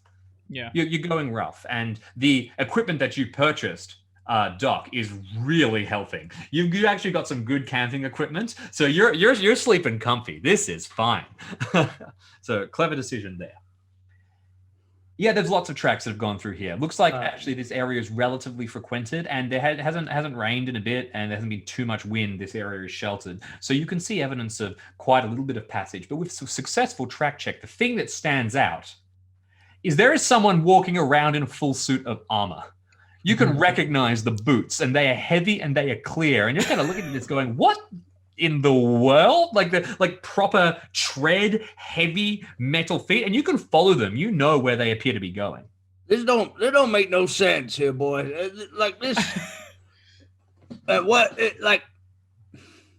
mean, is it Jim Right. or... No, it's like a guy going around, but he's wearing like he weighs like 3 times as much as I do. Like, look at these imprints. I'll like gesture to them. They're like thick imprints of like heavy boots. Could he be carrying a pack of, minerals or something? I guess, but like he just seems to. He's so heavy. Like, why? Maybe. Yeah, I don't know. If it's the only tracks we've found so far, I guess we got no choice but to follow. I mean, I Can think we anyone got... of you guys see smoke out on the horizon? Anyone made a camp around here? See if you can see that. Do you think we ain't been looking at the horizon? I don't know. I'm telling you what to look for, if in case you don't know what you're looking for. When I'm But if you don't scanning wanna the damn thing. if you don't want to listen to your elders here, Grace, I'll give you a reason to listen to your elders. Yeah, well, you're the one that thinks a damn knight's marching around the frickin' desert. Hey, I'll show you how to respect your elders. Can I around make here. a spot hidden Okay. test to look Yes, for... you can. Am I correct to Sorry. assume that you were following the tracks for the time being? In the Yeah. absence of another plan. Okay. So whoever has the highest spot hidden, just one person, whoever has the highest spot hidden can make this check. And the rest of you begin to follow these tracks, heading forward, twisting up, clambering over rocks. And you're impressed at the agility that this person in armor is displaying as you're moving forward. Who's going to be making that check? 65? I can see. Anyone? No? Okay. All That's yours. mine. Scanning the horizon, looking for smoke. Yes, that's how it's done, ladies and gentlemen. Good stuff. All right. So first of all, no smoke anywhere on the horizon.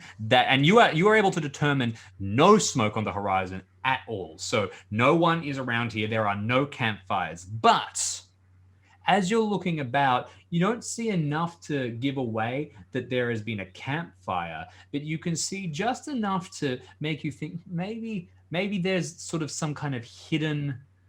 I've explained this badly. Someone has been trying to hide a campfire. You managed to spot a hidden camp. No one else has done anything, but you spot one hidden camp up sort of in the vague direction that you were pointed towards, up towards the presumed location of the Clegger mine. Can we gather? So we've found this camp? No. You've just seen the evidence of the smoke. It's going to be a little bit of a trek to get out there. All right. Well, that's cool. But before then, you clamber over one ridge, heading past a small cluster of long, dead, bleached trees, and emerge out into a small alcove of stone, a shaded area, and you can see what looks like a dilapidated old cabin. You know, maybe someone built something here and let it fall completely into disrepair. And this is where the boots lead to. And they go around here for a long time. And you can see some kind of evidence of maybe someone's been sleeping here. Maybe this is somebody's resting place. And there's little scraps of bone and food and a couple of water skins hanging from a tree. There's no sign of anybody here at the moment. Everyone, be on your guard, all right, all right, fellas. Let's get our weapons out and be ready to hit something here. This ain't seem right. Do you reckon? Yeah. You reckon Owens is inside? I don't know, but whoever's got these tracks might be in there. Do you reckon it's likely? Yeah, I don't know if it's him. What makes you think they're dangerous? I don't know. I just got a weird prickly feeling on the back of my neck. I don't know. Trust you. I'd rather be safe than sorry. So weapons raised. The collection of you head into the middle of this clearing. Oh, weapon! You don't need your weapon raised. You've got all your quick draw talents. Okay. Joseph does not draw his weapon. Very good. 2 out of 4 weapons. Does not draw his weapon often. Exactly. Yeah, you are prepared because you have it hidden away. Yeah. Yes. I have it on me, but I choose not to draw it because, generally speaking, the doctor fixes things, doesn't put holes in things. Generally. Excellent. Yeah, that's getting less and less general by the episode. Look, we might have reset a little. Joseph may have had some thinking time. There may have been some reckoning internally. No one knows, but Joseph does not draw his weapon. You draw when it counts. That's the key. Now, as you're, a little bit. As you're heading forward into this clearing and glancing around this little alcove, looking about, because you got this extreme spot hidden check, Mac, you're the first one to hear a noise from the other side. And stepping out from a hidden patch of stone is an incredibly imposing figure. It's a large man with a bristling white mustache and wild hair all about his head and full conquistador's armor. There's the grand hat. There is a sword. It is gleaming as if it has been incredibly well taken care of. And he takes a few steps forward and snaps to attention, looking at the collection of you, and then he starts to bark at you in German. Which of you speak German? So I have a question. Yes, please go ahead. Can Joseph speak as much German as Art can? Unless you almost none. I believe if my memory serves, according to the rules of Cthulhu, if we've got a 50 in English, then we automatically get 10 points. I believe, your own language doesn't apply it. I think it's really? Okay. Because it's not something only you've foreign learned. Languages. It's just something. Well, I mean, you have learnt your own language, but it's not something you've studied. We have historically played it both ways in home games. However, so I'm not sure. In an interesting fun fact that I find interesting and fun, I have 49 in my language skills because I have 49 education, which means even if that did apply, You which I have just it. think is funny. So like, you can absolutely tell me this doesn't count. Joseph has a 70 in education, meaning Yep. 70 in own language, a 35 in Latin. I feel like French, German, and Latin are the three that tend to get taught for medicine. So like rudimentary German might be able to pick its German. Would you consider your own German ability to be at about the same space where you About think 10? that the doc would be? Yeah, like Okay, then none. absolutely. Pretty much none, but I might be able to be like, that sounds vaguely like an English word I know. Let me do some etymology and see if I can work it out. Well, you all might have a chance because before you, hand on rapier, this figure steps forward and begins to bark, Ich bin Captain Rudolf Zimmer, da in Magistring Koning Ferdinand and Koning Isabella von Spanien. And then starts to continue on. Ich bin Sput des Land in der Name in Majestin, and going on this giant rant. You'll find we speak American here. Okay. All right. I would. Yeah, I think Joseph was just like, Guten Morgen, wo sind die Klägerbrüder, bitte? Okay, fantastic. Can you please translate that for those of us who speak no German? Sure, I did cheat and double check what the correct grammar is in Google Translate, but it is where are the Kläger brothers, literally. Okay. That's pretty good. The Kläger Yeah, brothers. pretty good. Well done. Okay. And looking at the sky, I'm assuming it's still morning, in which case, good morning. Otherwise, it would have been good Yep. night. Totally understand. Make for me an education test. Not intelligence. No, I'm sorry. Here, there's going to be education, I think. That's pretty good. I are Okay. smart.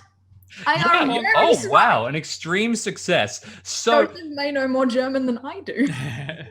you are leaning in and you're managing to get a couple of words. First of all, you're trying to sort of get past what this person is saying, but they're kind of yelling at you and they don't seem to be really hearing what you are saying. And they appear to be yelling at your best translation. Oh no! something- Can I try and translate this? Please. I'm pretty sure what he's yelling about is that he's claiming this land for like Frederick, like King Frederick, and some That's the and vibe I got as Isabella. well. Isabella of Yes, Spain. you're absolutely Something about right. magic. Well I'm done. pretty sure that's what he's yelling based on the words that you just spat out. Excellent. Yeah, he is Captain Rudolf Zimmermann, a servant of the Majesties King Ferdinand and Queen Isabella of Spain. That's good. Yep. I And he was claims Spain. this land in the name of their majesties and demands that you bring him food and water and whatsoever other riches or valuables you have in your possession, for Very they good. must be claimed in the name of God and Spain. Hmm. So I did Cool. it right. It is strange he is speaking German. Yeah, Is not he sure still what being, is. Is he being hostile? Is he stepping towards us with his weapon raised? He's got his hand on his weapon and he's stepped forward and he's barking. But you know, he hasn't drawn his weapon. Although you pick up a line at the end, Joseph, because you're listening very carefully, and he seems to end his sentence with, "Act quickly, or God's blade will separate your mortal soil from your physical body." Fuck, I'm Mortal gonna use soul, that not mortal line. soul. Right. I think at this point Joseph would just be like, pizza, and pull down and get some rations out or something, and like just go to sort of hand them, like sort of offer them to him and wait to see if he like allows Joseph to come closer. And at the same time, can I please make a psychology check to tell if this guy's bonkers? Absolutely. You go ahead, make your psychology test. As you approach with your hand outstretched, with these rations in hand, the man kind of pauses, then leans forward and grabs at them like a hungry animal and pulls them to his mouth and starts chomping down, leaving crumbs and bits of food everywhere. He looks like he hasn't eaten in a long time. So he is One of very- these days, I will succeed Maybe. at a psychology check, but today is not that day. This is like the 6th or 7th I failed in a row. But today that is luckable. It is luckable. is, Would you it like to is. spend 8 points of luck? Or, I mean, Go out on. of everyone here, I'm pretty sure you could all spend like 30 luck and still be higher than me. But yeah, I'll be the one to spend the luck. It's I'd spend it if I selfless. could, but I can't spend it. I wouldn't. I hoard it. Okay. I like it. All right.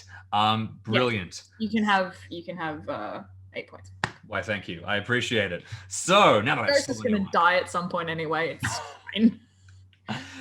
So Uh-oh. you give this person one look, and you can see, just based on their appearance, they've got those little indents that you get when you wear glasses for a long time.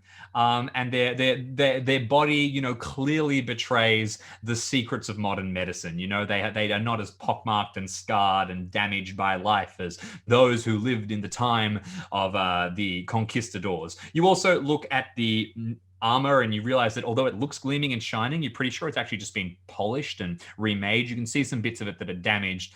You think that this man is probably insane. You think that this man has probably gone out and tried to set up this little camp and tried to do some prospecting, and it's gotten very hot. He's gotten very hungry. He's gotten very thirsty, and he's found some conquistador armor, and he's decided that it will be much, much better off if he abandons his old life and becomes a conquistador, where he won't have to worry about having failed to find any silver.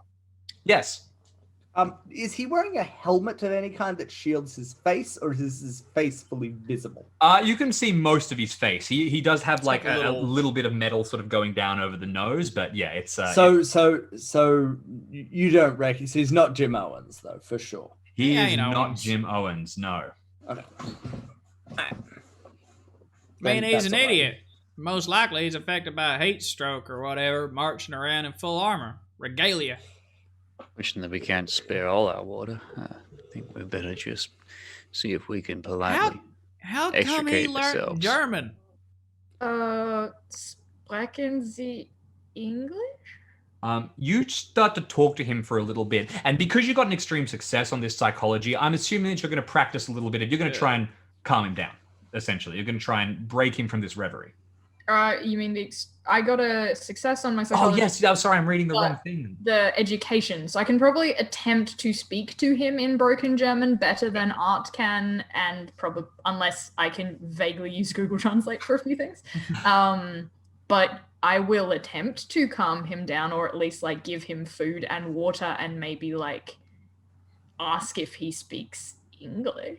He does not appear to. If he speaks English, he is not able to use it to speak to you. But you, with that extreme success, you can get through. You can kind of converse with him in broken German, and you sort of calm him down enough that he sits about and seems to have decided that you are friends of the great nation of Spain, and that you will not betray him, and that you are going to bring him all of the riches of this land. And he sits down, sort of like on a section of rock that's a little bit elevated, and starts to pontificate at length about how he cannot wait to return to his homeland and behold the it's long-winded. If you're asking me, I reckon the reason he don't speak German is he's German. There's a lot of German people around these parts, and I reckon he just found that conquistador Agralia and done called himself thinks he's Spanish. But I reckon even if he weren't cuckoo, he wouldn't speak English. There's a lot of Germans around these parts. I would say your powers of deduction, Griff, are impressive. I thank you. He does not wear glasses. Joseph, like, instinctually just kind of pushed his up a bit. Like, Doc, where did he find all that getup? I mean, was he carrying it with him? Do you know? Do you know where he got it? Sword and sundries? I attempt to ask in broken German where the armor came from. Probably something along the lines of where shiny suit. Yep. Like bean. Yep. He spins you a long tale about how it was given to him before his departure, before he boarded the ships for the long and treacherous journey across the ocean that took many months, and that saw him separated from his beloved wife and 6 children. And then he, tries to pronounce the name of a Spanish city and clearly does not pronounces it incorrectly. Starts to give the wrong geography. Barcelona. Mallorca. In Granada, far to the north. I was, Madryad. This is not getting less funny for me, for the record. You sort of listening to him and nodding a few times. After a while, he becomes comfortable enough to start showing you some of the armor. So he actually unclips and unstraps his breastplate and puts it down. And he's showing you all the armor, and it is pretty well made. But as he turns the breastplate about, you can see on the inside of the breastplate, on the inside of the metal, is carved what looks like an incredibly ornate map. Is that treasure? I'll probably point it and be like, that's mad if well, in German it would probably be like, that good picture. He looks at it as if he's seen it for the first time and nods once or twice and takes it back and puts the breastplate back on and continues his long story about how when he was traveling to the capital of Spain, Paris, he was continues on. He does appear to be he's not really able to give you much information here. Well, I think we better point him towards the town. Hope we get some help and some. Waite damn near got lost getting up here. Maybe you should just tag along for the moment. Doc, can you ask him if he done seen anyone else around here? Other folks? Do best. I don't know. Yeah, have seen others. People? Yeah. Have seen Mana? People? No, us. Not us. He says that him and his band of 600 brave soldiers of Spain assaulted a fortress nearby and gestures in a direction that you don't know why he's gesturing there, so possibly something to look into, something to seek. But they were repelled at the walls with burning hot oil and a cavalry charge. Right. With one of those, one Mana, like orange noggin. I point orange, to my I think, own is hair. reliable because orange is the same in every language. Unlike pineapple. Yeah. Well, pineapple's the same in every language but English. Okay. Ananas. Roll for me a persuade check. I think is the best thing that I'm going to ask for here. What difficulty? If I fail this, is he going to be hostile? Because I'm not very good at persuade. No, not hostile. No. Fumble. Just fumble, won't fumble, understand, fumble, I fumble, guess. Fumble. Oh yeah, if you fumble it, he might go hostile. Fumble. What did you say? Persuade? Yes. Come on, Fumble. Ah. Is it worth 50, 43 points? I think it'd be 53. No, fair enough. He he falls silent at your request for information, and says that he could not possibly bring himself to describe those that have injured him so. For if he did, then you may take it upon yourselves to avenge his honor, and it would rob him of the chance of before God once again redeeming himself. I mean, he's right.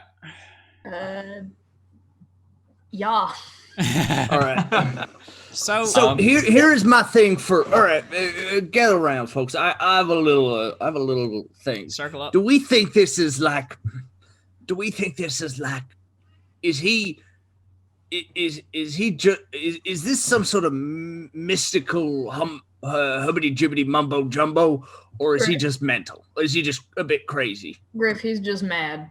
So because a lot of the Green-Eyed Gang are involved with like dangerous heebity-jeebity stuff, and I feel like if this is related to that, then he could be elite. Otherwise, I don't think he's that useful to us. I mean, do you reckon he might be one of them serpent folk?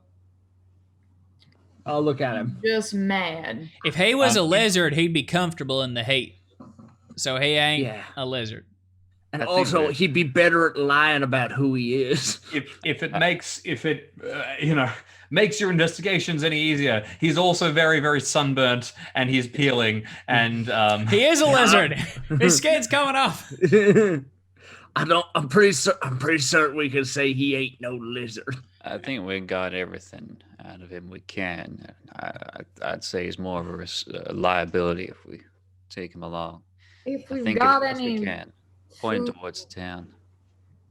If we've got any spare food or water, he could use some. But I think best would be to try and convince him to come back to town when we're done up in these mountains and get him looked after. But if he wants to stay up here, I mean, there's only so much you can do with those who've gone a bit funny in the head. You prepared. You were pretty well supplied. You have enough rations to spare so that you could be sure that he's not going to die in the next couple of days. All right. We could leave him and hopefully get him on our way back. I mean, he's in his cabin. He's probably going to stay. Seems comfortable. At worst, if he doesn't want to come back with us, we can let the town know he's here, and maybe they can send someone up or send some supplies up with the prospectors while come back into town. At least they can stop by and make sure he's all right. Can I make a survival check to set him up so that he can survive a few days? Yes, absolutely. So that he find him, maybe even find him a source of water or something. If I get a super hard success, but if I get a normal success, be like, yeah. Please make such a check. Just so. God,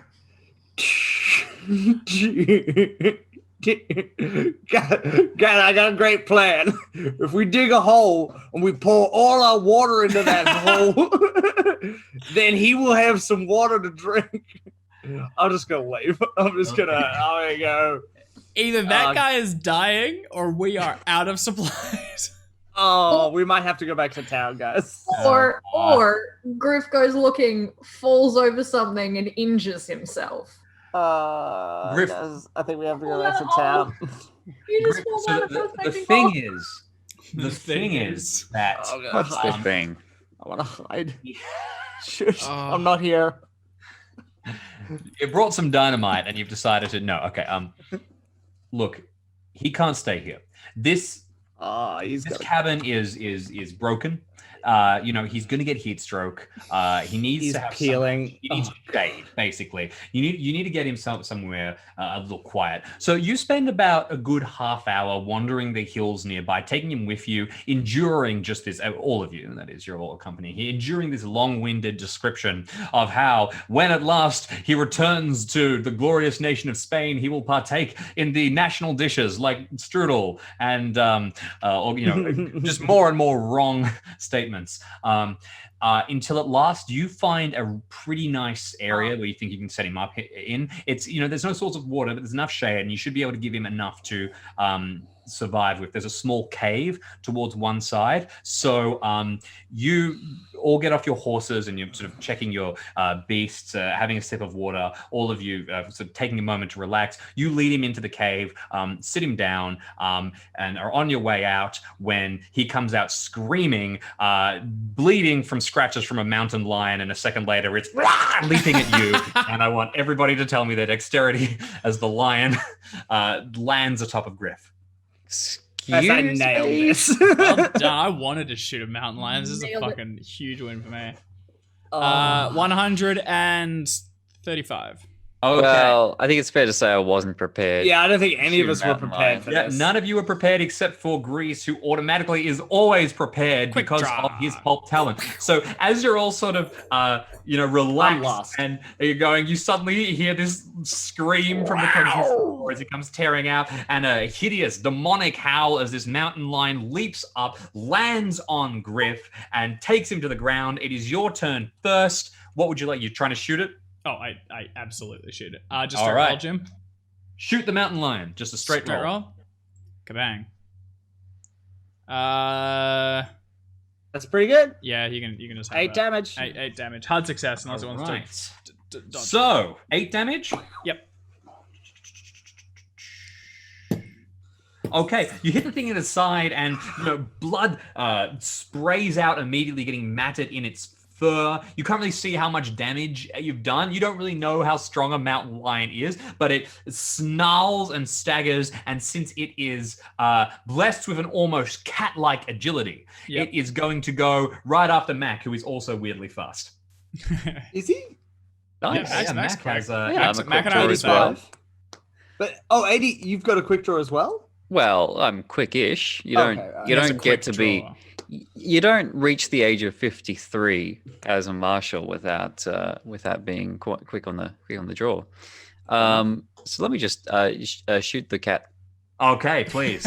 I don't know how else I can say it. Here it comes. 62 on the 90, I believe, is a success. Okay. Under 90? Yeah.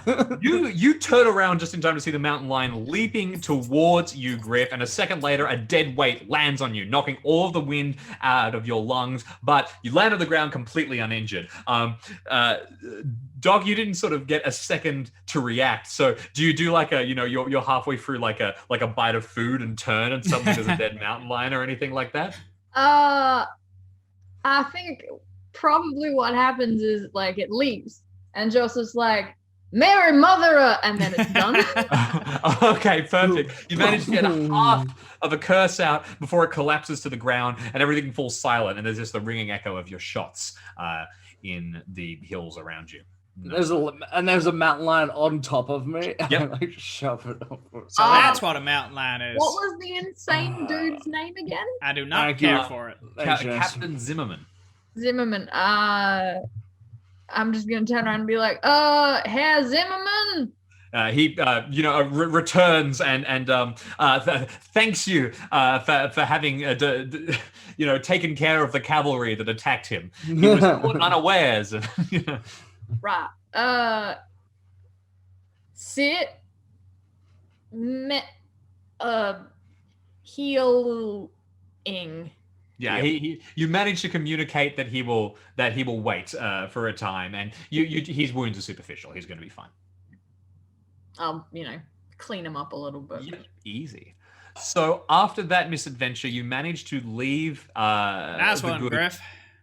Zimmerman in the cave that was formerly occupied by a mountain lion and return to your investigations. So you have two potential areas that you can head to now. The first is you can go and investigate that campfire up towards one side, the hidden campfire. That's something that you'd only do if you're really trying to stay unseen. Or you could head towards the castle. Based on your best guess, this castle, if there's a structure here, it's probably the mine. I reckon if we should stay hidden as long as possible. Check out this camp you done saw. If we know where he Marshall. is, we should go there immediately. You don't want to leave Jim Owens for too long with people. He's let's just make going to it. get himself more cemented and make more trouble for us when we get in. Yeah, I also don't like advancing on my prey from downwind. Wind. Yeah. Griff knew that. I didn't. I just you don't want to be upwind to your prey. You want to get downwind so they can't smell you. So am I correct in understanding that you'll be heading towards the presumed mine?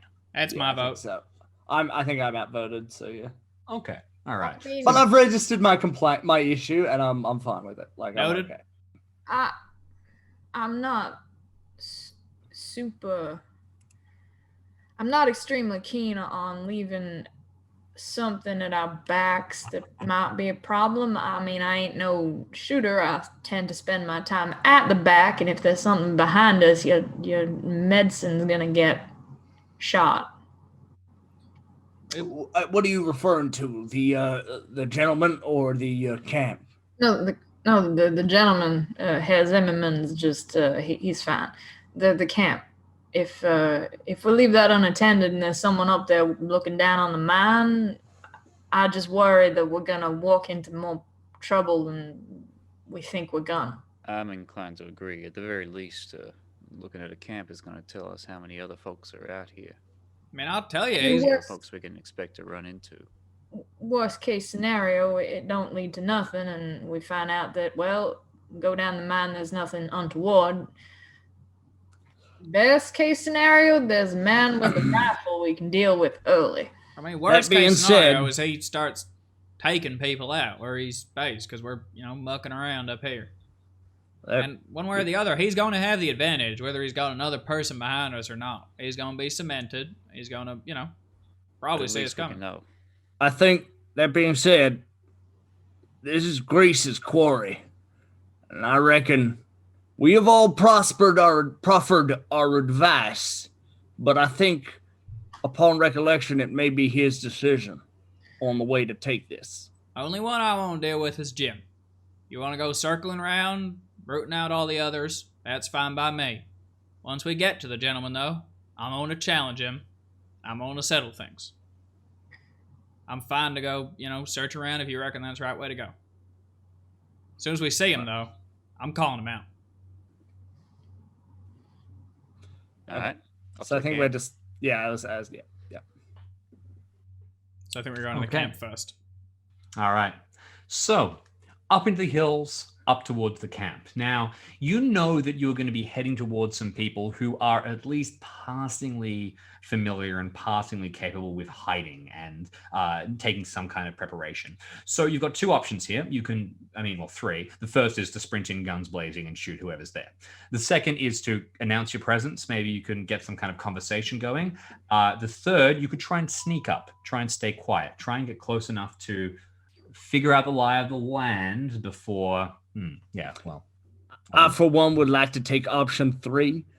Irrelevant of what other people choose to do, you guys may want to approach on foot and hail them, but I would like to remain hidden. Well, no sense in letting them know we're coming. I hate to throw a... Do spanners exist yet? I'm not sure, but if they I do, think they I may. wanna throw a spanner in the works or a hammer in your wagon tire or wagon wheel.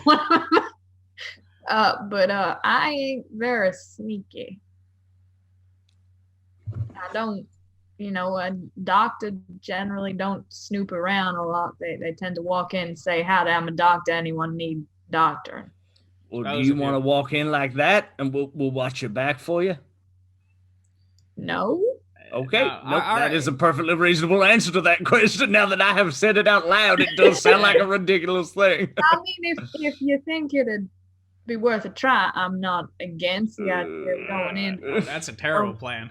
No, I can provide any kind of close backup if y'all gonna sneak in, unless you want 'em to know we're there. I reckon you come with us while we're trying to sneak, and, the three of us can keep an eye out, make sure we approach quietly.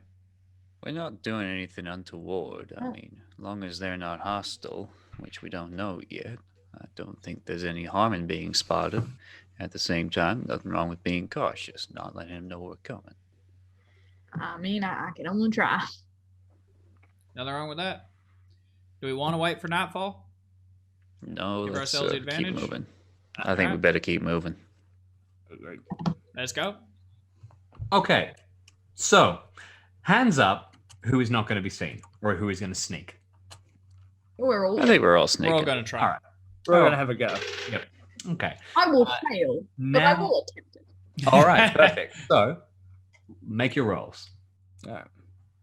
Stealth check. Make a no Oh stealth my check. god. Make Oh a my no god. stealth check. Make a no stealth check. Griff is Everyone the only one. succeeded except for Griff. Push it.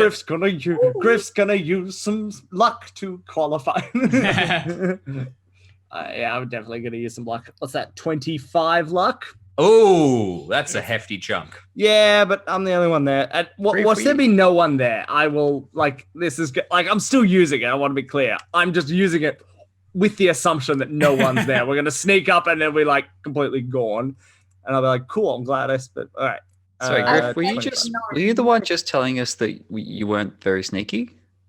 No, 'Cause- I'm very sneaky. Yeah. Okay. All right. That's all right then. No, I'm not You're very. the Doc, sneakiest. Doc's not sneaky. I'm hella sneaky, which is why it's really annoying that I failed my stealth check. Would you like to trade? And I have failed both my medicine and That's true. so 60, 70 plus skills for a 20 in stealth. No, I'm good. Vegan I'm ticket. okay. I'm actually, you know what? I'll take what I got. I've used my luck. We are all stealthed. Okay. So, first of all, you dismount your horses and you leave them a little while back. You don't want to get too close on these beats because they can be a little loud and unwieldy. Then you start to ascend towards it's at the top of a small hill. There's a ridge. It's got a good vantage point of the local area, but you go around and loop in from the back where you think that you'll be able to approach unseen. After a quick scramble up a few rocks, you arrive in this small little patch of land, basically a plateau at the top, surrounded by some rocks to keep things hidden. And you can see a small fire that has a little shade built over it to try and keep the smoke from getting too dense and being seen. You're ducking and crawling along the grounds. You're running from one rock to another. Joseph, this is easy. You don't know why everyone makes such a big deal about this. You're just kind of hanging back and then you edge behind a rock and peek, and it's simple. And Griff runs past you, trips, but manages to get back up, and nobody's looking. Sounds like a massive combat roll. Yeah, perfect. Okay, let's go. All right, and you start to get closer and closer. Oh dear. And it only takes you a moment before you have arrived around the edge of the small campsite. You can see 1 or 2 tents, a horse, and some equipment spread out, and 3 very well armed figures. And Mac, I'm not even going to ask you to roll. Elvin Clinton, armed robbery, $50. Frank Newer, armed robbery, $65. Nellie Worthing, murder, $150. Dead or alive? Alive, dead. Do I recognize these as members of Owen's gang? Or are these new? These people are not... No, these aren't people that you ran with, but you probably would have heard their names. They were in the same circles. So you assume that this is Owen's gang. Owen's backup, so to speak. Now, the one last thing I want to add might not be noticed immediately. So, Doc, can I get you to make a spot hidden check? Sure. Please, thank you. Sure. That thing I'm... Interesting that it's Doc who's making this. Okay. 12 points of luck. You know what? No, you can all suffer this one. Yeah, Fair enough. I felt that one coming, to be honest. Noticing something, but that's okay. There's something odd about this crew, but you don't pick up on exactly what it is. I whisper over to Mac. They got him dead to rights. Yeah. What's your call, Mac? Well, that one we can take in dead. Those 2 better come alive. But we Well, gotta if take they them done out. resist arrest, then we can take them, yeah? You're not wrong. You want me to call them out? Or you wanted to start firing? Hold up. I'd like to aim at I will aim at one of the other 2 that isn't one of the ones we can take dead. The ones we should take alive. Yep. Okay. So you were going to Alvin aim or at Frank? Elvin or Frank. Yeah. Which one's the most dangerous? I actually don't know. It's irrelevant to me. Frank. I don't like Frank. Yep. Frank Newer. All right. Frank Newer is in your sights. Can you describe Frank Newer for me?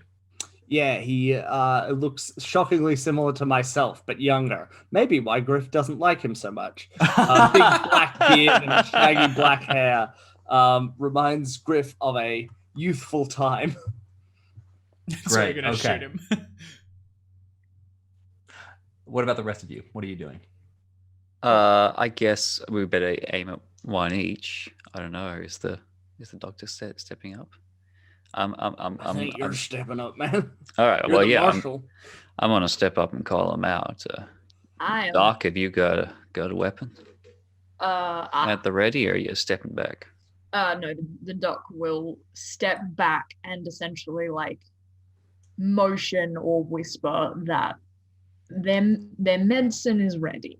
Okay. So if you need to wing someone, we can try and still bring them in alive. Yep. Got it. If you get winged, well, I got my bullet removal tools handy, so try not to get started. Ain't pretty. You got a scalpel. You've cocked the lever on it. You're ready to go. Before Matt Alright. calls them out, I'm gonna just go, hang on, I got a rifle. Let me get a little closer. I got a hard success on my stealth. Can I move another few yards forward, just get behind a boulder or something? And I'll You're get within pistol in handgun range. Okay, perfect. Before he gets closer, I like just as he's like, hang on, I go, You focus on the girl. Make sure the one that we're meant to take dead. You take her down. I'll get the other one if you need me. Wait, Do we have- is that me or Mac? It's you, Grace. You take You're the the quick draw. I got it. You're the quick draw. James, I would also like to aim, but rather than like down the sights, I'm just eyeballing her. Yeah. Okay, perfect. So you tilted your head slightly. You're ready. You're judging the distances. You're all good. And all eyes fall, except for Greases, which are trained on the target. Nelly? Yeah, on Nelly. All eyes fall on you. What would you like to do, Mac? So I'll aim my rifle at the other one, not Frank or Yep. Nelly, whose name was Alvin. Elvin Clinton, Frank Alvin. Newer, and Nelly The other Worthing. two of the chipmunks. Yes. All right. So I'm going to aim on Alvin, and then I'll solicit a nod from everyone to show they're ready. Oh, it worked! Oh my gosh. Get Son of a bitch, shrug I'm in. from Doc at this point. He's just like, I don't know, this is law stuff, and I don't agree with it, but sure. I got Alright. him in my sights. And as one perfectly coordinated unit, we all stand up and kind of stride forward. Oh, we do? Okay. Oh, okay. Well, Yeah, actually, man. Well, no, I like it. All right, you guys want to stay hidden? That's No, even no, No, better. no, no, Stand fuck up. it. Let's Hell stand yeah. up. Let's do it. I'm Alright. on board. We're If that's the on plan. We're on the right I would side of like to this. know. You're We're staying allowed hidden. to. Okay, very, very well noted. I think this is pretty great. You've gotten close, and you've had some mistakes in the past. Some things have gone wrong. This doesn't. They're walking around talking. They don't have guns, and suddenly there's rifles and pistols, and All right. Mac is yelling at the top of his lungs. U.S. Marshal under arrest. Drop your weapons. All right, roll me an intimidate check with a point of advantage since you all arrived out of stealth, and you have a pulp talent, so it's just going to be a regular check. Oh, come on. Go for the gun. Go for the gun. I really want you to. Wait, so I'm getting 2 bonus You have dice? 2 or- bonus Yeah, I dice. think you are. Factoring in I your think- talents. Outstanding. Now that looks. Oh! Oh, phenomenal. An extreme success. Two. My God. It's- 0, it's- 2. Don't even roll the last one. You don't even. Well, no, I Zero. did roll them both. One was a 1 Oh, and that one was was a 2. okay. So that's the best of them. Yeah. Oh, sorry, no, one was a 0 and one was a 1. So Yeah. Oh, wow. Oh, pretty wow. good. You Well leap done. forward. Oh my God. Good job. that's how it's And all right, so Surgical. you Surgical. U.S. Marshals. you spin out and 2 of them don't even have weapons on them to drop. They just see you coming, hands straight up in the air, absolutely terrified. One of them turns around, has their gun at their side and just undoes their belt from over here and drops it to they do not want this fight. And within a few moments you have the collection of them. They're terrified. You disarm them, you move them to one side of the camp, you secure all the weapons. This is textbook. This is what 4 successful stealths and an extreme intimidate look like. This is perfect. And then immediately you dart forward, Joseph. You're checking them over, and just to add to all of this, I'm going to give you what you missed, because you've managed to spot the situation so carefully. And that thing that you missed is that these people are hurt. They're covered in scratches, long, deep gashes. Their eyes are sunken, and they look scared. And as you take them towards one side of the camp, Nelly is going to go, "Thank God you're here. We need help. There's demons here. Please, you have to save us." And we'll leave the session there. We gonna have to save him so I can kill him. Yeah. We're gonna have to save them from here so I can send them there I'm myself. so excited. But who's gonna Oh, that. Who thought the Oh, conquistador it is would nice be to the slow part? Yeah, it is nice to have a point in a Cthulhu campaign where things just go well. I know. 'Cause so often things are just going Well, wrong all now, the time. Now we've got to deal with 3 hostages and a whole Yeah, bunch and of also stuff when we that- thought they were yeah. 3 well-armed bandits. Anyway, let's Hell yeah. All right. let's finish up. Sorry, with the next story. week. Next week. Yes, we'll be back next week to resolve exactly what's happening next. Thank you so much to all of the cast for joining me. Thank you, Jackson. Thank you, Daniel. Thank you, Art. Thank you, David. You are all wonderful. You're all talented, and I'm very lucky to be here being the keeper for the collection of you. Thank you, Jeremy. You're the best. Oh, thanks. There you go, Ams. Will... Someone's always got to sneak it in because otherwise Jamie just bulldozes through. Let us be nice to you, damn it. Yeah. We will be back next week, like I said, but also you should check out the White Bull campaign, which is RuneQuest, which is awesome. And that is going to be happening this Saturday at 8 o'clock Australian time. And you can see all those, the details for UK and US times down in the description of the Twitch channel. So look, thanks for joining us. Remember, you can subscribe to the channel using your Amazon Prime account, or you can subscribe to the YouTube channel if you're watching it there. We'll see you next time. Thanks so much. Goodbye.